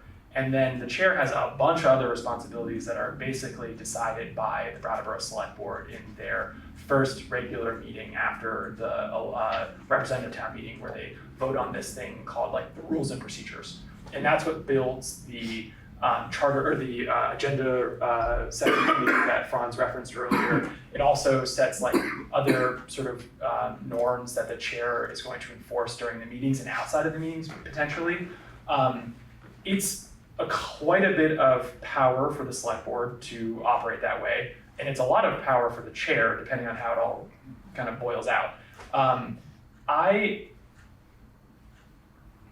I found myself sometimes going back to the charter wishing that there was more clarity when our rules of procedure weren't specific enough for a whole bunch of things that came up when I was chair. And I looked at that one paragraph and was like, oh, Jesus, like this is nothing, this gives me no clarity. So it may make more sense just to keep it the way it is, but I just wanted to make it really clear to you all that's how it works. I'd really love to hear if, like, hey, if you disagree with that's how it goes. My perspective is just one, but I just wanted to give that to the committee. Can you offer some examples of things that you wish were clarified through this? Yeah, I think a great one would be like, is it the chair's responsibility to decide what's on the agenda? Like, is it the chair's responsibility to decide when meetings are warned? Is it the chair's responsibility to decide? I can think about it for a minute and come up with more, but there's like a whole slew of them, and maybe that's too broad and so too difficult to put into the charter, but maybe there's a little bit of language that could be worked into it that at least captures the fact that the chair is going to have additional responsibilities. Because the issue is, I have had sort of come to me like a voice of like, you're taking too much responsibility because the charter does not entertain that the chair has any more responsibility than to reside over the meetings and ceremonially represent the town. And so I think like that's the tension, is that the charter currently doesn't entertain that the chair really should have any more responsibility than those two things. Now, the one thing I would add, and there is a code of conduct that outlines like that the chair and vice chair are the agenda setting. Do you know what I mean? So there is a place where, at least it's been a long time since I've seen it, that maybe that's more appropriate for where the role of the chair should be. I'm just making this up, Ian, as I'm talking. Do you know what I mean? As opposed to putting something in the charter, because the select board actually votes each year on the code. It is a code of conduct, right? It's So- rules of procedure. Rules of That's what I was referencing. Yeah. A rules of procedure. Yeah, but you know what I mean? Is that a better place for that? Because I know that's where the agenda setting committee comes in. I'm just making this up as I'm talking. So why have a chair at all in the charter then? Who's gonna open the train stations again? Right? It's like, so like if the only things that you have are the only responsibilities you have of the chair in the charter are preside over the meetings and represent the town ceremonially, then just say one board member appointed by the select board shall preside over the select board meetings and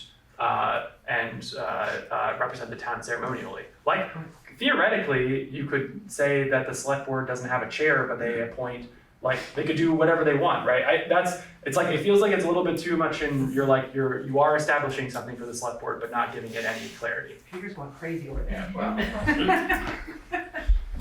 Maya, do you want to go first? Yeah, it also says, but he or she shall have no administrative duties, which you know, isn't setting the agenda an administrative duty?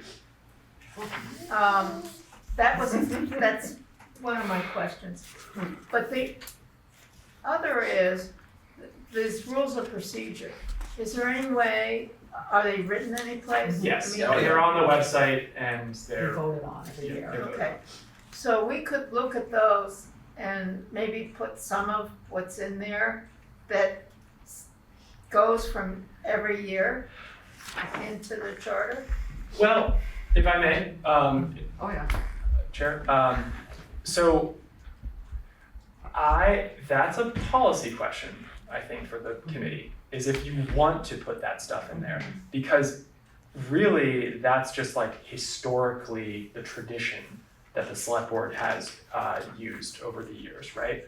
You could get a really radical board that is like, we don't want to do anything like this. Like, we don't want an agenda setting committee, we're gonna do it totally differently. And that's actually, would be kind of cool. Unless that's not what you want. And then I'm trying to tell you as a member of the public that if that's not what you want, currently the charter does not protect against that. And in the next 10 years of this charter, you could get that. And like, I think there's benefits and there's not to either side, and it's worth consideration, which is why I wanted you to discuss it. My Peter's gone crazy over there. I feel so calm, but I'm acting otherwise. I can't help but myself. I should have better self-discipline than this, but I want to address the administrative question first, and then I have a much more, I hope, thoughtful and deeper comment to make about this rules of procedure. On the question of the administration, I think your point is fine. I mean, we could debate about whether the establishment of the agenda is sort of the initial policy in the making of the policies when the decisions get made, or whether it's an administrative feature.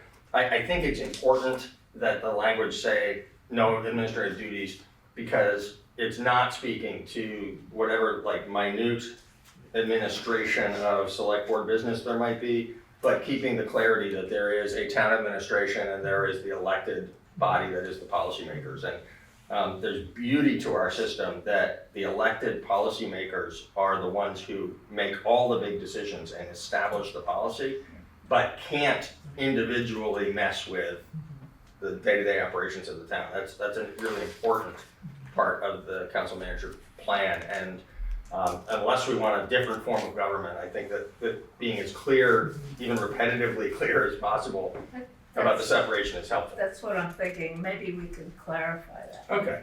On this other question about is the current system good with the rules of procedure that are established by the select board for the select board, or should we look at that document and pull some pieces of it into the charter? I have an opinion, a strong opinion on it that is informed by the how my own perspective on it changed during my 7 years as town manager in Brattleboro. I had never seen a rules of procedure document like this before. And I had seen charters that were like ours, and I had seen charters that were much more detailed.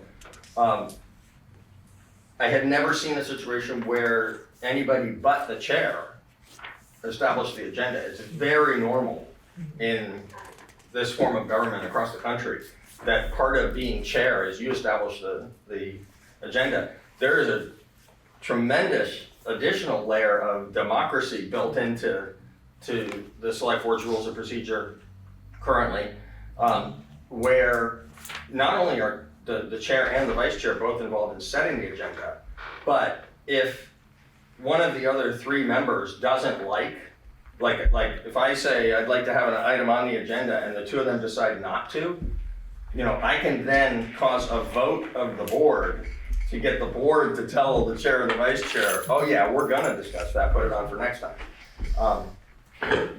In most situations, there actually is some real authority held by the chair over like the rhythm of the business by the fact that the chair decides what goes on the agenda. And normally the functioning of the board is such that there might be a situation where a board vote is taken, maybe like communications, public comment identifies something that the board hasn't been working on and a couple of members get very interested, like, yeah, we really ought to do that, you know, it might lead to some additional discussions among board members.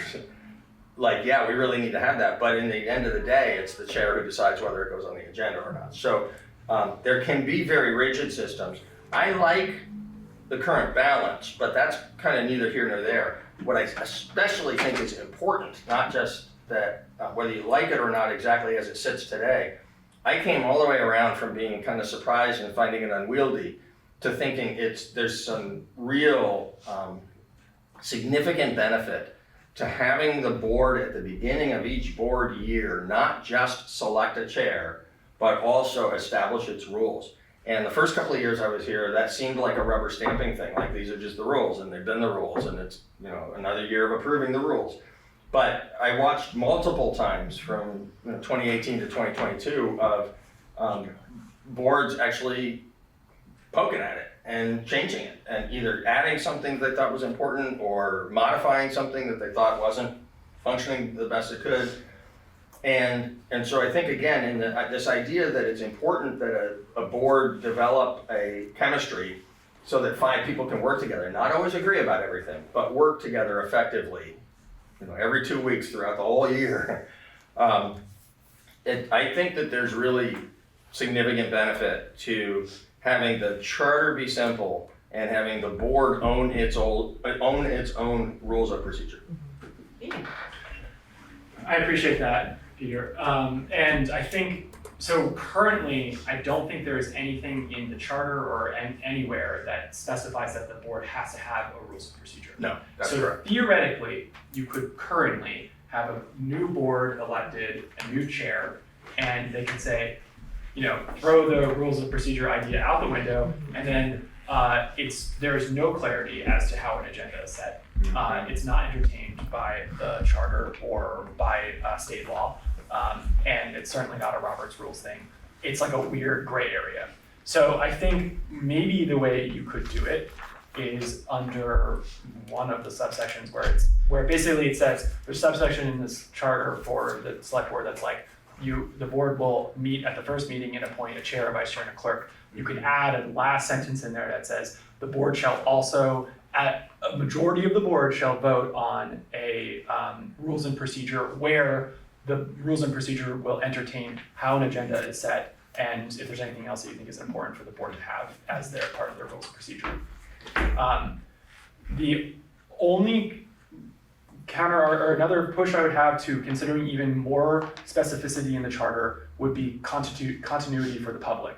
So if you have a way that you like having agendas built and proposed to the public, solidifying that more than just the board voting on it would give the public something to stick their teeth into to know year in and year out how an agenda is built. Again, I think maybe it's just having it in the charter that they have to vote on it, but right now you really could just get rid of it and do it any way you wanted to. And I have faith that that wouldn't be the case, but in my view, the charter revision is to think about these exceptional situations and try to protect against them. Thanks. I'm contemplating this as a former chair.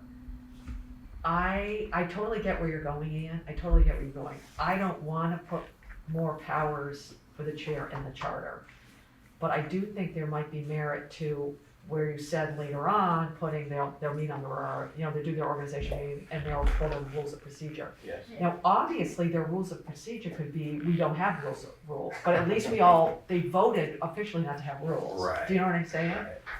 Yeah, it forces at least that discussion. Exactly, Yeah. exactly. So that we could figure out where later on, if when that language about organizing. Yeah.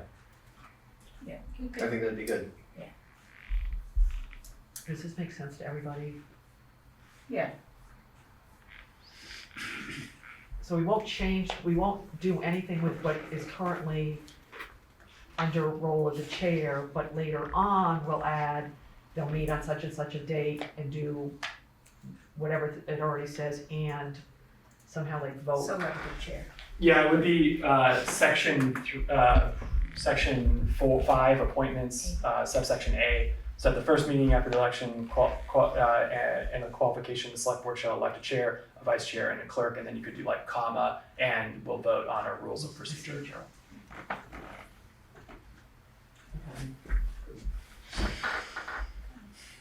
Right now, is there anything else we want you, I mean, these are the things that you folks brought up, is there anything else, Ian, Franz, while you're here?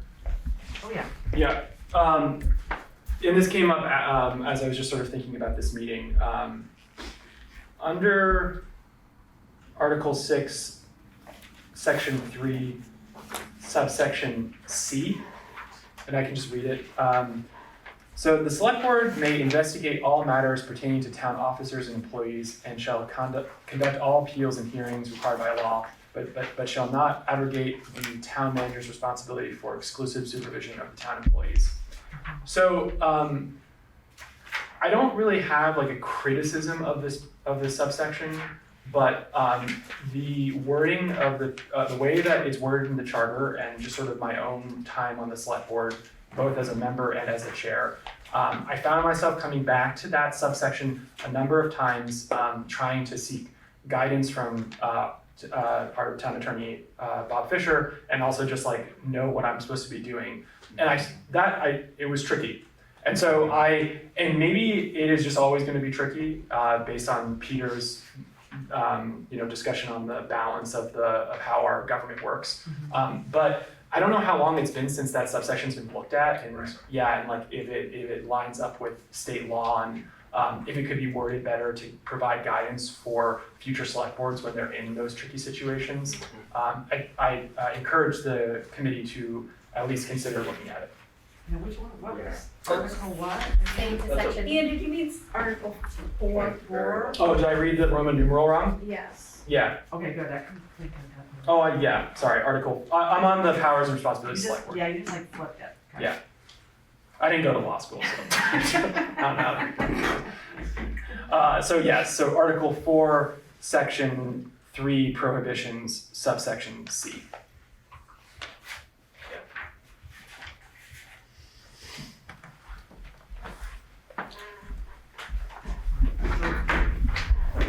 Point well taken, man. Oh, yeah. Point well taken, especially the first clause of that section.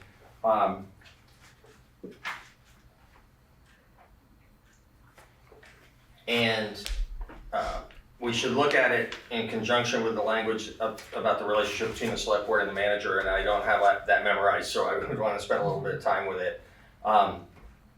It's a good catch that first clause in section C seems to empower the select board to dive in deeper than really what the select board ought to be doing on personnel matters, except when things are appealed up to the select board, with the exception of being able to ask questions of any of the senior staff and having the ability to turn over every stone you ever choose to turn over about the town manager. But if we're gonna adhere to the, I think, important principle that the select board supervises the manager and the manager supervises the staff, then this is inconsistent with what that kind of language that's elsewhere in the charter. Oh, yeah, Ian. So if Peter's consideration on this subsection involves a lot of nuance. And I think that that's the tricky thing, is that when you don't have guidance of really, seasoned people who know how this is all supposed to work, which we won't maybe always have, this subsection, if you were to use it as your guiding star, could be really tricky. Got it. Okay, so, I think we should look at it. yeah, so, And look at it not in isolation, but in relation to some other pieces here. yeah, so what we'll do is we'll make a note of this, I have enough. okay, and then we can look, pick out those other pieces Yep. that pertain to this. The town manager part. Yeah. Yeah, so we'll talk about that at the town manager part.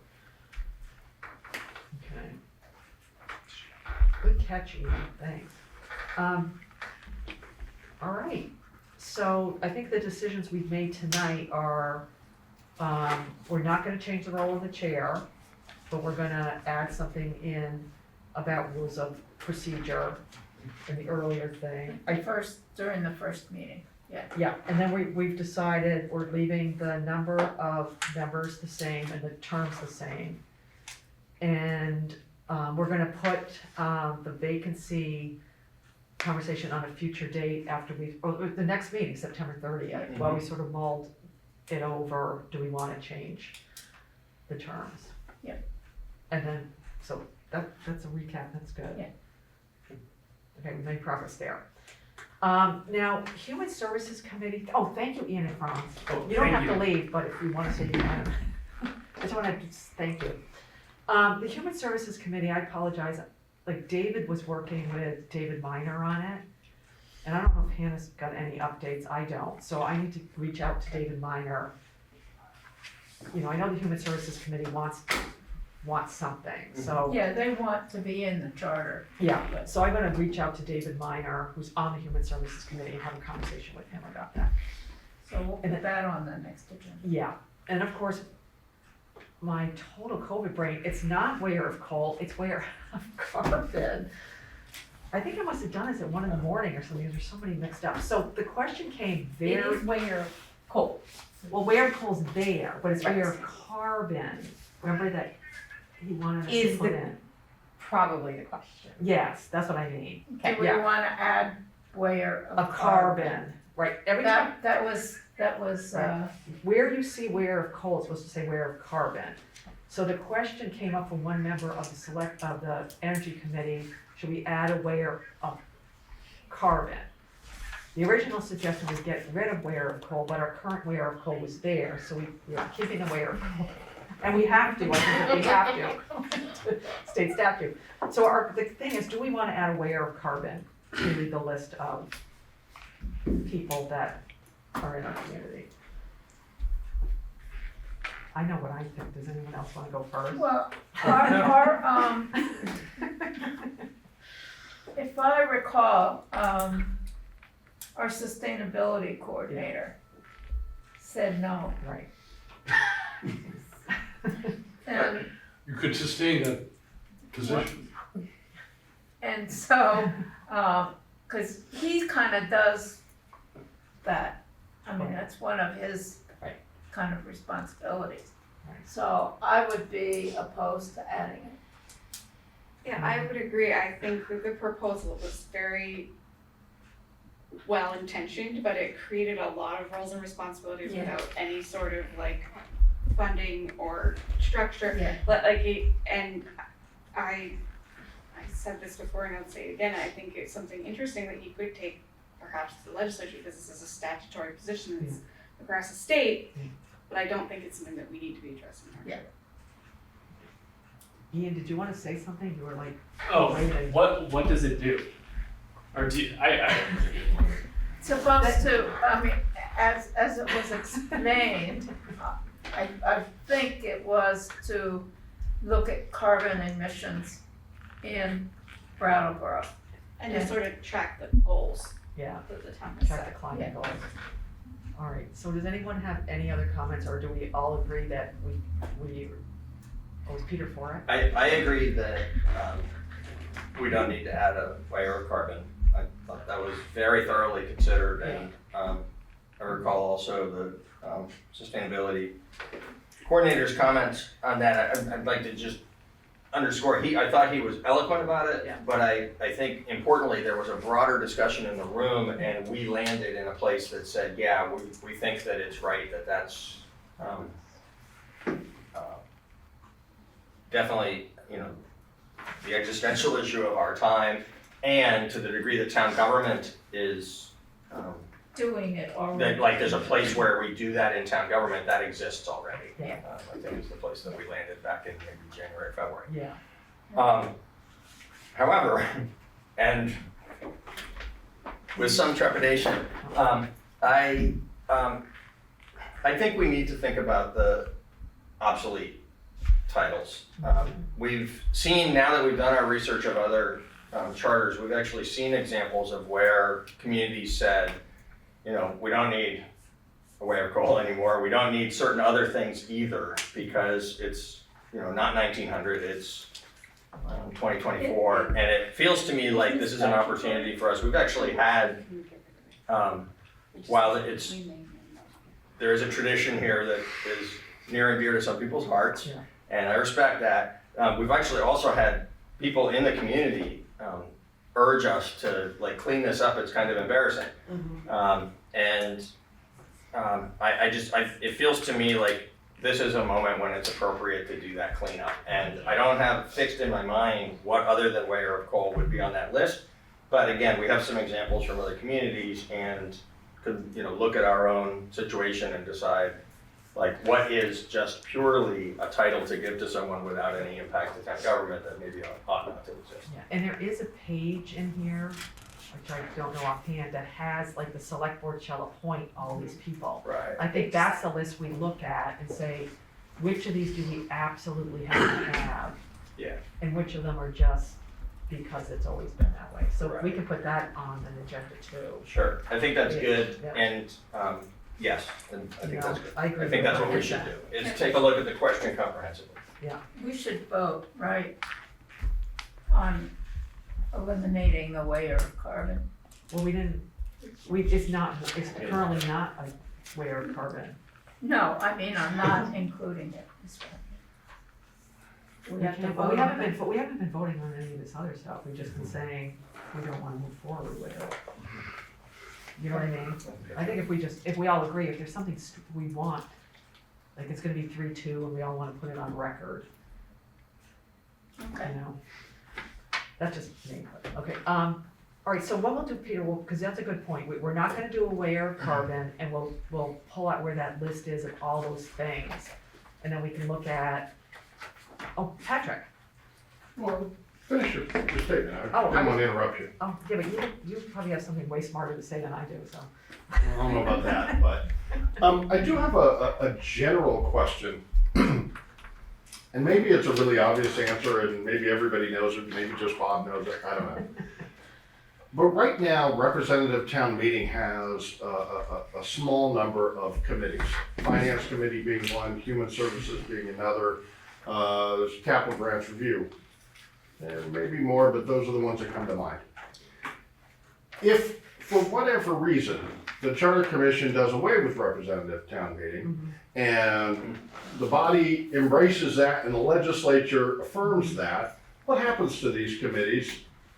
And their purpose is still important, but they are a committee of a body that no longer exists. Well, can I answer? Please. Well, I'm not gonna have the answer to the question, but I was going to, and need Bob's help on this, I was gonna put together everything that the RTM does. Like RTM is the finance committee, RTM is, and have a chart that asks that exact same question. You know what I mean? Like, where would these things go if there's no RTM?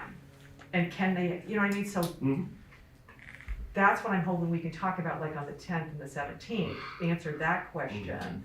And obviously, it does go into, I mean, I don't think the select board or the RTM appoints any of these people we wanna, thinking about getting rid of. But that's the question we wanna get Bob's help on answering. Does that make sense? Because that's the question, that's like the fundamental question on some of this stuff. All right, I'm sorry, I'm jumping ahead. Oh, no, but I'm glad you said it, because that's sort of what we have to figure out. And I got this list, which I wanted to give it to Bob, because you can tell me, no, you missed stuff. And we did already vote on capital grants review Oh, yeah, committee, so that's gone. But then this grid and the With all these other clarity stuff. of each different piece and who would pick it up is Yeah. important. Suffice it to say, there are plenty of towns out there that have finance committees that do not have representative Right. town meetings, so they're not mutually exclusive. Yeah. And your charter could say no representative town meeting, but we want human services and we want finance committees. Yeah. As a matter of charter, or you can just leave that and leave it up to the voters to vote at a annual meeting of having such a committee and then continuing that. So many times they're voted that way until they're voted not that way. Right. And it goes, Patrick, what we're talking about too, with the best viewer and all that stuff, is just making sure that those people aren't doing something that serves a purpose. I mean, it's sort of like what you're saying with what happens with RTM goes away and you have a finance committee, but it's the same thing. We'll go through this best viewer list and say, do they actually do something that we need them to do? It's the same thing. You know? So,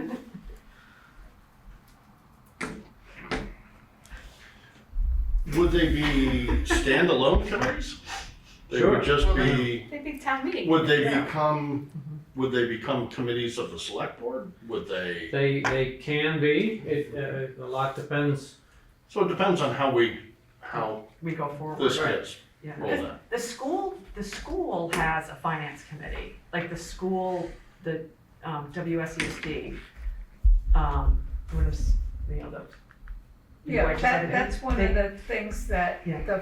our finance committee Yeah. used to do. Right, but, and I'm And trying we encouraged them to the do, select board, the Right. school board right, and I can't, and I to do can't, their finance committee. yeah, and I think, I'm trying to think if it is the school board that appoints it, or it's appointed at the annual meeting, do you know?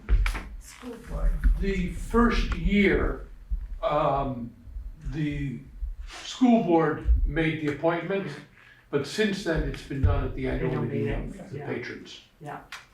And they have we have a good finance committee, they have a really good finance committee too, so it works.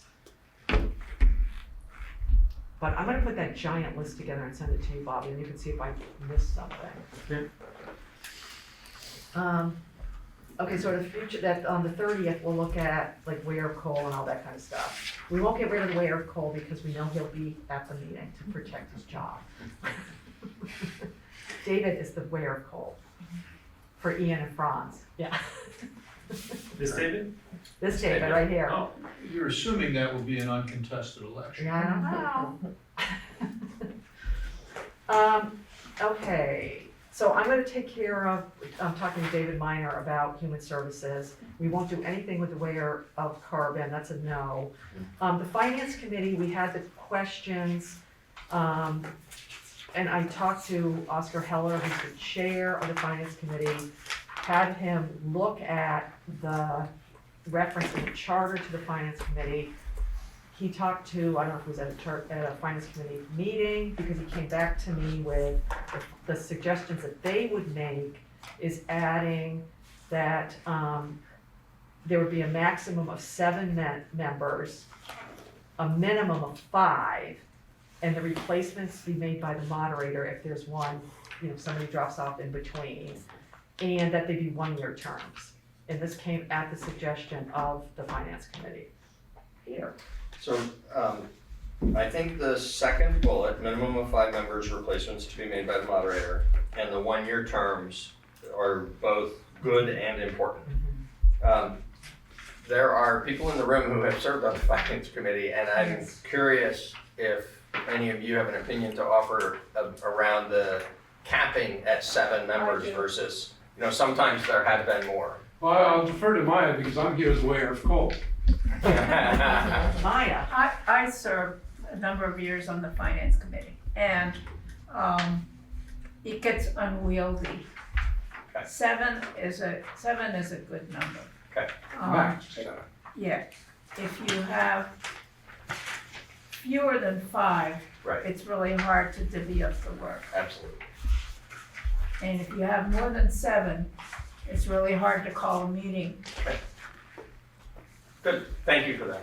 And the Human Services Committee had 12 one year and was not happy. Yeah. Franz? It's also been the case where there were far fewer members. At one point, there was 1. Right. That's when I got involved, and the only member of the finance committee was John Wilmerding, who then several of us, I think 5, volunteered, and then John immediately resigned. So there was no continuity at all at that point. The problem is, I'm not sure how you can, if you have a minimum number, how do you enforce that? You know, how do you recruit sufficient members if nobody's interested? And you know, the committee's done really well in recent years and been a popular destination on representative town meeting. So it's gone really well for some time now, Yeah. but there have been some lean years as well. Yeah, that is a question. What if you say it has to have 5, but only 4 people volunteer? Then we don't have a committee. Well, Well, you have a procedure for making replacements, you could have a procedure for making appointments in the same. Right. Yeah. Okay, And- we're hoping though that somebody will volunteer, Well, or that the moderator will beg Find someone. somebody. Yeah. oh, members of Moderator the has a committee, responsibility to you do just drag somebody off the street. Okay. Jury duties. Yeah, Um, is there any implication in this though with moderator, since it will be potentially between, the moderator's elected for a year, I believe. okay, Yeah, That's right. it ends before the next RTM, yeah, essentially. Yeah. Yeah. So they're re-elected. yeah, Yes. yeah, so that should be okay. Oh, David. I mentioned this a long time ago. Is it explicit in the charter that members of the finance committee have to be members of RTM? I believe it is not. We've definitely had members of finance That's committee who where were it's- not members of our team. Okay, not in my experience. Now, So I don't know if you want to make it clear that you The need not be a member of RTM. Already Is the be. finance No. committee in the it's, charter? yeah, page Mhm. 3 of the charter, on the top it's C. It's just got this broad language that the Yeah. representative town meeting shall fix and from time to time may alter the number of members, the manner of their selection, their terms of office, their compensation, if any, and other duties and functions. So It doesn't even say they have to be a resident or voter in the town of Brattleboro. So it could be, Mhm. I kind of agree with at least making it so it's not somebody who lives in Brattleboro. I mean, I don't Yeah, I know. mean, it doesn't seem to be necessarily the case. They have to be members of RTM. Uh-huh. And if in fact you can't find a fifth, Mhm. you might have to go draft somebody Harmony parking lot. So I think that depends on whether we keep RTM. But I think it would be helpful to make it clear that you don't have to be a member of RTM. Mhm. I think it's always been the Well, working assumption. But they should be resident of Brattleboro. Yeah, that seems reasonable. So we could do some work with that Yeah, put section. that in. So right now, we're on to keeping or doing what the finance committee is suggesting, which is maximum of 5 members. Maximum of 7, minimum of 5, replaced by the moderator between RTM, and 1-year terms. And then we wanna look at putting some language in that says the people have to be residents of the town of Brattleboro. Correct. Does that make sense? Yeah. Perfect. Okay. All right, so that one. The next thing is the committee list, which is on page 17, and it's that giant, and this is follows with the, and this is different but the same of what do we want in the charter.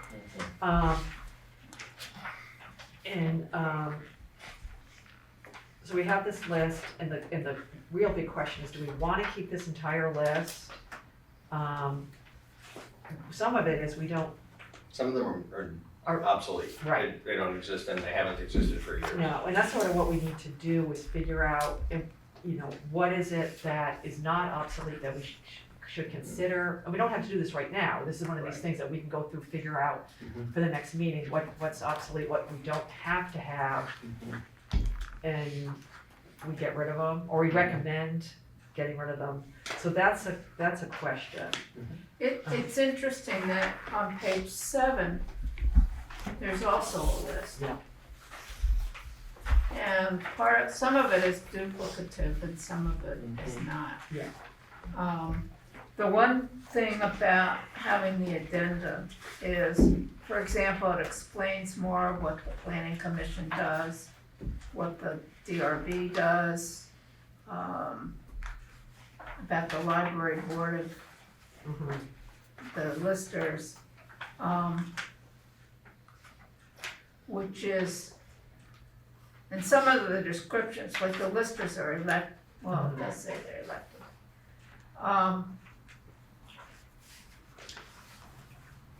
But I think those descriptions in Appendix C ought to be someplace that people can look at, and not necessarily in the select board section.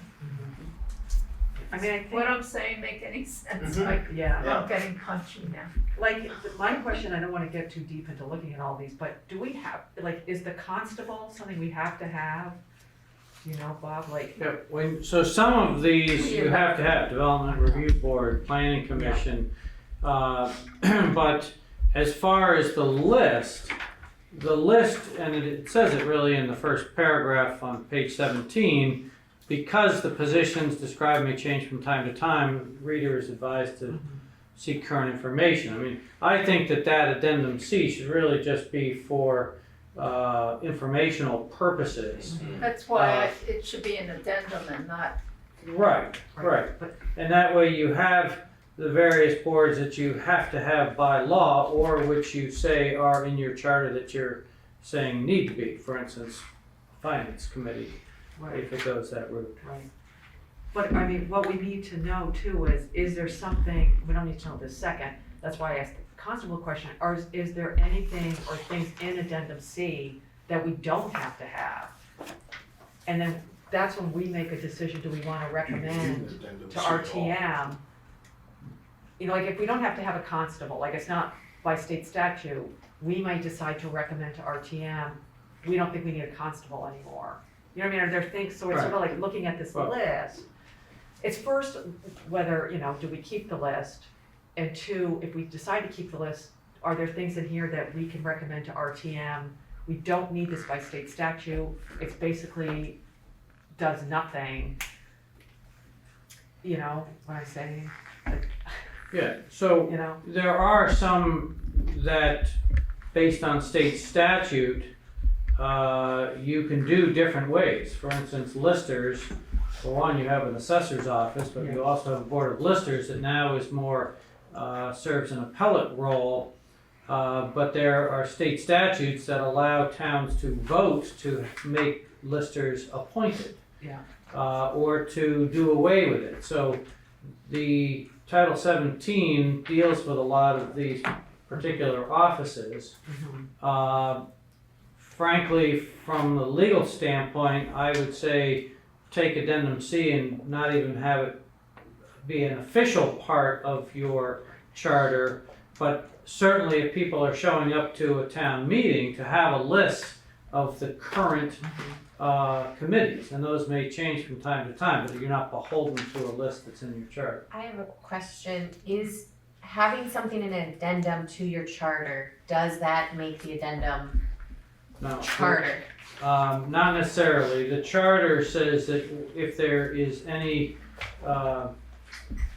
conflict, the main body controls. So, and I Because the addendum thought, has been confusing to others in the past. yeah, right. and I'll find it, but there was some other place where addendum is referenced in the main body, but I'll find that. Yeah, because addendum, we were getting confused in the beginning with addendum A, which is the state legislation that created RTM. And I think that's referenced somewhere, like this is not like in the charter, the addendum about RTM isn't in the charter. What is the guiding thing about RTM is actually in the charter. Correct. And so I know we're not voting on this, but I would say do away with C, and if anything is listed, it's either what does Brattleboro recognize as committees and whatever, but I do think definitions would be super helpful to have somewhere, right? Like this fence viewer says more than it says over here on page 7, Yeah. where it is listed, so keeping something somewhere is great, not here. But I understand we're also not doing that just yet, but. Yeah, but I think you're exactly right, because some of this stuff I think is here mainly because it's been here, and then it's been here before that too. And it begs the question of what about things, so that, you know, I don't dispute the importance of some of these items, the ones that are still applicable, although, you know, some of these are not applicable any longer. But then it also begs the question of the myriad other documents that we maintain and update and keep posted on the website and whatever, but that are not addendum to the charter, because, you know, how do we start making choices about what's such an important informational item that it belongs here versus someplace else? It feels to me like one of the things we have an opportunity to do in this process is distill down the charter to what the charter needs to be.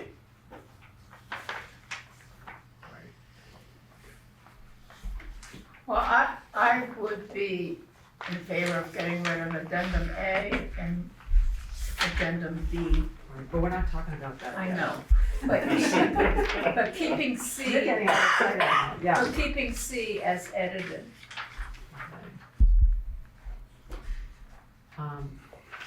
Because I don't know that we want descriptions in the body of the charter.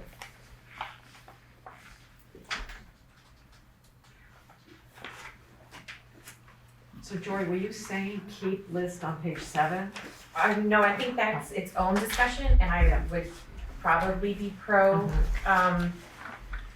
reducing its size as well, but I Okay. would not want to lose the good definitions, and if that, some of it is like, yeah, it's select board appointed for the fence. So like, the fence viewer, like, that could just, you know. be Well, where- we haven't had a fence viewer for years. And the description of what a fence viewer is in statute, you don't need it in there. So I think that, And the DRB actually does the job of the fence viewer. I mean, that's, Yeah, so there's lots of ways to reduce, but I'm personally pro removing addendum C in entirety. I don't want to lose it amongst history, but I agree that it's not meant for the charter. But that document could live elsewhere.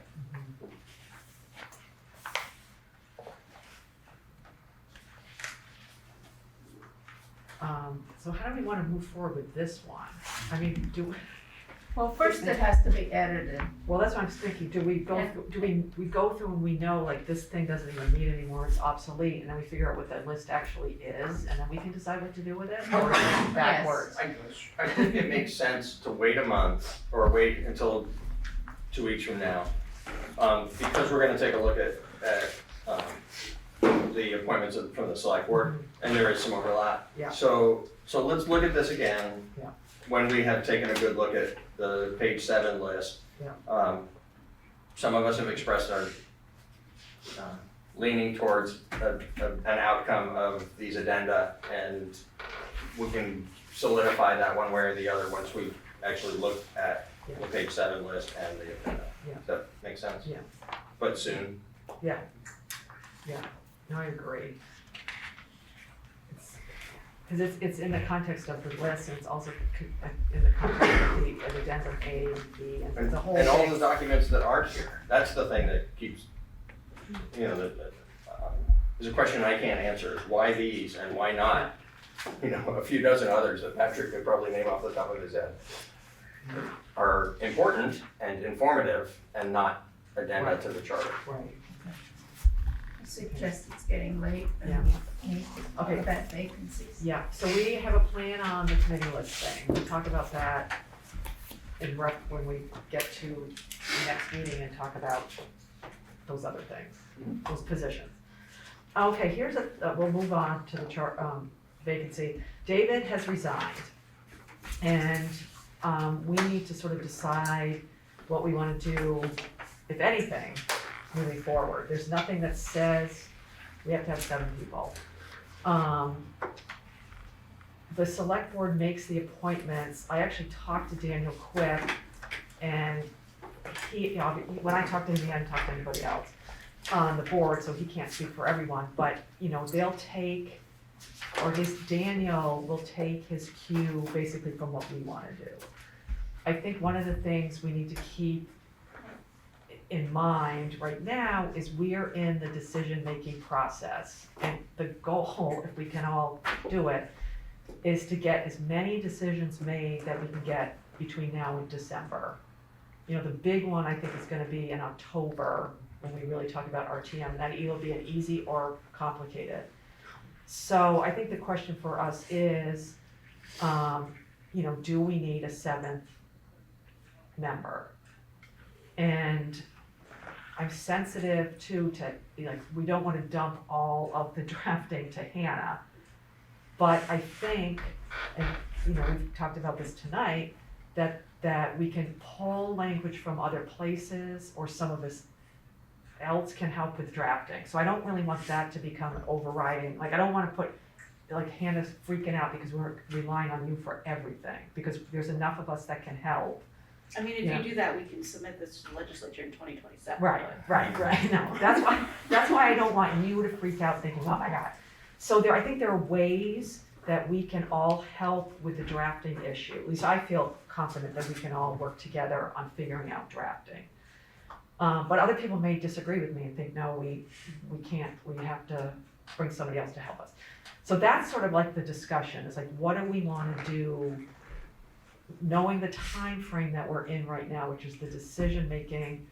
Our goal is to have a special town meeting, like, sometime next year, or have our work wrapped up, so that we can get it, so there's a special town meeting next year, so that it can get to the legislature, for the 2026, legislative session. And that requires us to move pretty fast. So I don't know if anybody has some thoughts on this. Oh, Ian has a thought. Ian. Really quickly, I just wanted to remind the board that this question came before the select board when we were appointing you all, and there was kind of a question like, should we have alternates ready to go? Yeah. And the select board made a very clear decision to not appoint alternates because we wanted you all to know that we trusted you to do what you needed to do, and if somebody dropped out, you'd make your decisions and not, you know, because you guys know what the process is. So if there's any doubt in your mind about, like, at least from that select board, I'm not on the board now, but like that board made that decision very clearly that whatever works for you is what you should do. Good to know. Peter. I appreciate that reminder. I didn't remember that, and I think that actually reinforces what I believe is true about this moment, which is we six have brought it this far. If the question of whether or not somebody needs to be added, I think, is what would be added. You know, do we need a seventh person in terms of workload? Do we need a seventh person in terms of you know, some other value add weighed against a seventh person coming aboard who hasn't been with us for a year and a half doing the work that we've been doing. And I have a two-part opinion to offer about that. I think we need to not think about the drafting as being Hannah's responsibility. We went through a process where Hannah and David were gonna be the drafters because they were the two attorneys on the panel. We had others of us doing some other stuff. It made sense that that was a good division of labor, but it's not an assignment or an obligation. And I think we have underutilized the tremendous resource we have in Bob Fisher, who is the town attorney. And I apologize if this is awkward, but I'm gonna say it out loud because some of us in the room know this, and I think others in the room probably don't. Bob works on a retainer with the town. He provides amazing service to the town. And one of the amazing things is that it's a fixed fee. And I've seen Bob, you know, when we get into litigation, Bob doesn't flinch at the dozens of hours that are necessary to adequately represent the town, and he doesn't get an extra penny for that. He's never complained. He's not within my earshot. And he's, you know, maybe the most experienced municipal attorney in Vermont. So I think that having Hannah be bringing another set of eyes and her legal expertise to this effort is a good and important thing. And I think we need to bring Bob into this drafting. We're gonna need to draft some sections. We're not gonna need to draft other sections. There's a whole lot we're gonna leave alone. So it feels to me like we don't need to like go seek another attorney so that we can get the drafting done, is one part of this. I'm concerned about the chemistry and the continuity if we were to bring on another person. Another potential argument I could anticipate in favor of adding a person is, well, what if we have ties? And my perspective on that, you know, might not be your perspective on that. My perspective on that is, When we had 7, it took 4 votes to get anything done. So far, we really haven't had split votes. We've talked things through very thoroughly. We've been operating by consensus. I hope that we can continue to do that, but if we ever reach a point where there's a split vote on something, it'll still be, we still need 4. If it's 3-3, that matter's gonna die, and I think that's okay. I think that risk, which I think is small, is preferable to adding the complications that bringing somebody else into the mix at this point would require. Anybody else have thoughts? My one question is, we've been doing like the alternate charter committee, like subcommittee. If there's 6, can we meet as a group of 3? One of the things that you should avoid is having subcommittees of a committee. Because if you are a subcommittee, you are still, the open meeting law applies to you. So if you're gonna have people work on something, just say, hey, I'll do that and I'll do that, and that's 2 people. Yeah. You're not a subcommittee, you're just having to, you're doing a homework assignment. Because there was a lawsuit up around, I believe, Norwich, where that became a real big issue. Yeah. So, stay away from your subcommittees of a committee. Did I misrepresent anything about your role and your willingness to No, lean into this? I'm totally happy to get involved with regard to the drafting. That's also not to say that if you wanted to take a section and have me review it, I'm happy to do that and then add it. But I think what you're gonna have here is once you get to decision making and then you go to a vote, you're gonna have separate votes on different sections of your charter. Yep. And then you may have a whole bunch that you wrap together that are kind of the miscellaneous ones that are really gonna be an up or down vote, but you have good confidence that that's low hanging fruit. But some of your larger topics, you're gonna wanna vote on those separately and perhaps before you vote on everything else. Yeah. Right, because there's sort of a domino effect on some of this stuff. Right, When we Certainly make the a RTM. sure. So does anybody else have any thoughts about what we want to do with the vacancy? I feel like we're good like we are. I do too. I'll say I agree with Denise and Peter that we've come so far. I mean, we've been doing this for so long, and I think to add another person who's gonna have to catch up with us, I wanna move, selfishly, I think we all probably we need to move forward and not get stuck. Like we need to get this done, or as Hannah says, it's gonna be 2027 before we get anything done. So I would love to go forward with the 6 of us and make it so it's not a burden on Hannah, that it's not all up to her. And I think we can do that. So what do the rest of you think? Maya, you look like you're thinking. Well, there are a lot of reasons. I mean, I do worry about when we get down to some difficult issues, which we really haven't had yet, with 6 people a tie vote, which means something might die, and I'm not sure that's a positive thing. So that would be a reason to add 7. On the other hand, we have a lot of history, and have had a lot of discussions, which somebody wouldn't necessarily know about. And I'd like to offer a kind of a compromise, which is, I think Hannah has talked to somebody who might be willing to work with her without being a formal member. I don't know how that would work, and I don't know if that's possible, but have a volunteer. Now, do you think that's necessary now that we've enlisted, or Bob has publicly on BCTV said he'd help us? Do you know what I mean? Would bringing somebody else in the mix actually be helpful, or now that we have our you know, we have Bob on the spot now. I mean, it's hard to know because there's been so little actual drafting at this point because a lot of it is tied up waiting for some of these big decisions. You know, I've gone through and omitted all the references to the school board, but like, you know, that's gonna have to change depending on whether we keep RTM and we make all these other decisions, and so it's hard to say at this point. I mean, I did ask, I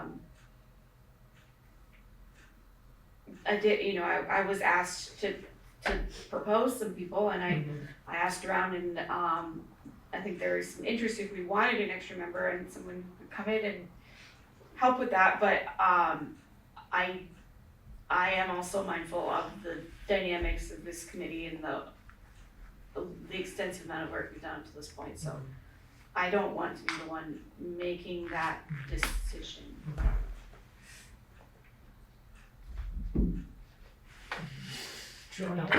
Oh, Joy, yes, don't go to Ian.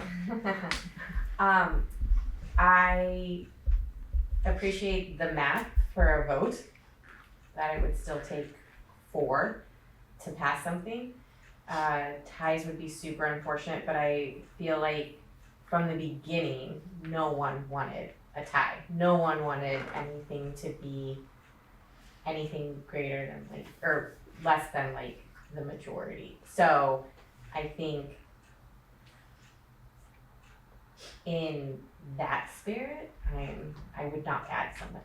I think that we have been doing the work, and yes, we haven't gotten to the major ones just yet, but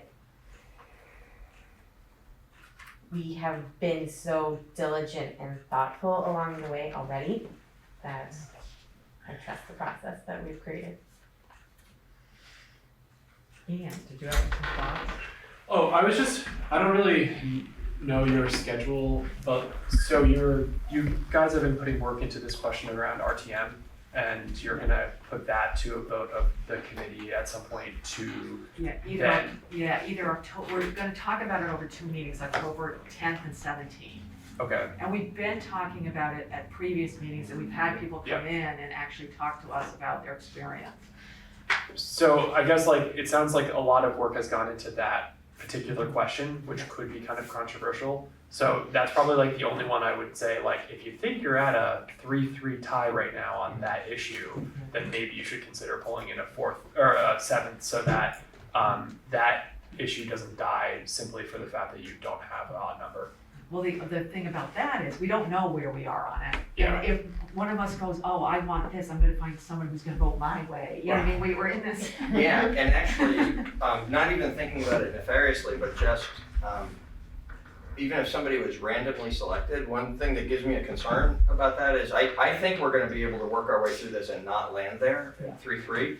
But if we do, if this group of 6 people lands 3-3, what that means is we're deferring that super significant decision to the one who would have joined us just, you know, Yeah. way into the Yeah. process. It doesn't feel right. All right, so Hannah, do you feel okay if we don't get another person and we have Bob helping us? Yeah, I mean, like, quite frankly, David hadn't done anything either, like, I don't. Okay, good, well, I was just trying to like, that's good, okay, so we're not really like, nothing has been taken away. And now that we have Bob's help, and I think the rest of us too will help on easy things Yeah. that, I think that's right. There's some things where we all can pitch in, and on the things that require a legal mind, we've got a great one right there. yeah. Okay, so does everybody feel comfortable then? We're just gonna keep it like it is, and I can tell, obviously Franz is here, but I mean, I will express the consensus of this commission that we wanna just proceed with us, because we've moved along so far to the select board. I would like to clarify what then the open meeting policy is for a group of our size. Is that Yeah. 2? Yes, Right, so if you're 6, you have to have less than a majority can talk to one another, okay? But you really, from my perspective, should not be setting subcommittees, Right. because if you set a subcommittee of 3, then you've got to at least have 2 of the 3 there, and 2 can't talk to Yeah. to each other because they're a majority of that subcommittee. So we So it all argue gets about down. that, don't formalize it, but so long as it's informal communications, we're still, as we were with 7, we're still in a Right, situation where that's 3 can correct, talk. yeah. Okay. Yeah. Thank you. And thanks for. And on the drafting, well, there hasn't really been a lot of drafting to do yet. You've got to make some big decisions. Yeah. Once the big decisions are made, then there's going to be a lot of drafting. Yes. Yeah. But you've got to make the big decisions first. And a lot of it just might be cutting stuff out, Mhm. you know? That may be the biggest thing we do is chop stuff out, but I'm just making that up for that. But you know what I mean? Hopefully we can. Okay, so our next meeting is gonna be September 30th. And Maya and I will work on the agenda. Some of it will be some of the things that we talked about tonight that we decided we wanna talk about on the 30th. Yeah. And we'll do homework to look at those lists. Yeah. Be ready for that Yeah, discussion. that'd be great. And we'll send a little note around. So, I will. Kate's gonna be away. away, Oh. so I will send the agenda and I will write the Yeah. supporting documents memo. We're gonna confer, we'll confer on putting the agenda together, and then Maya can write a actually coherent memo. I have no clue how I was like, I don't know what I was doing when I was writing it, but It was helpful. it's usually I know there were a couple little things, but it was, overall, it was very helpful. the idea, Yeah, it was there was an helpful. idea behind it. Okay, so does anyone wanna make a motion to adjourn? I'll motion to adjourn. All those in favor? Aye. Meeting's adjourned. See everybody September 30th, and thank you, Franz and Ian.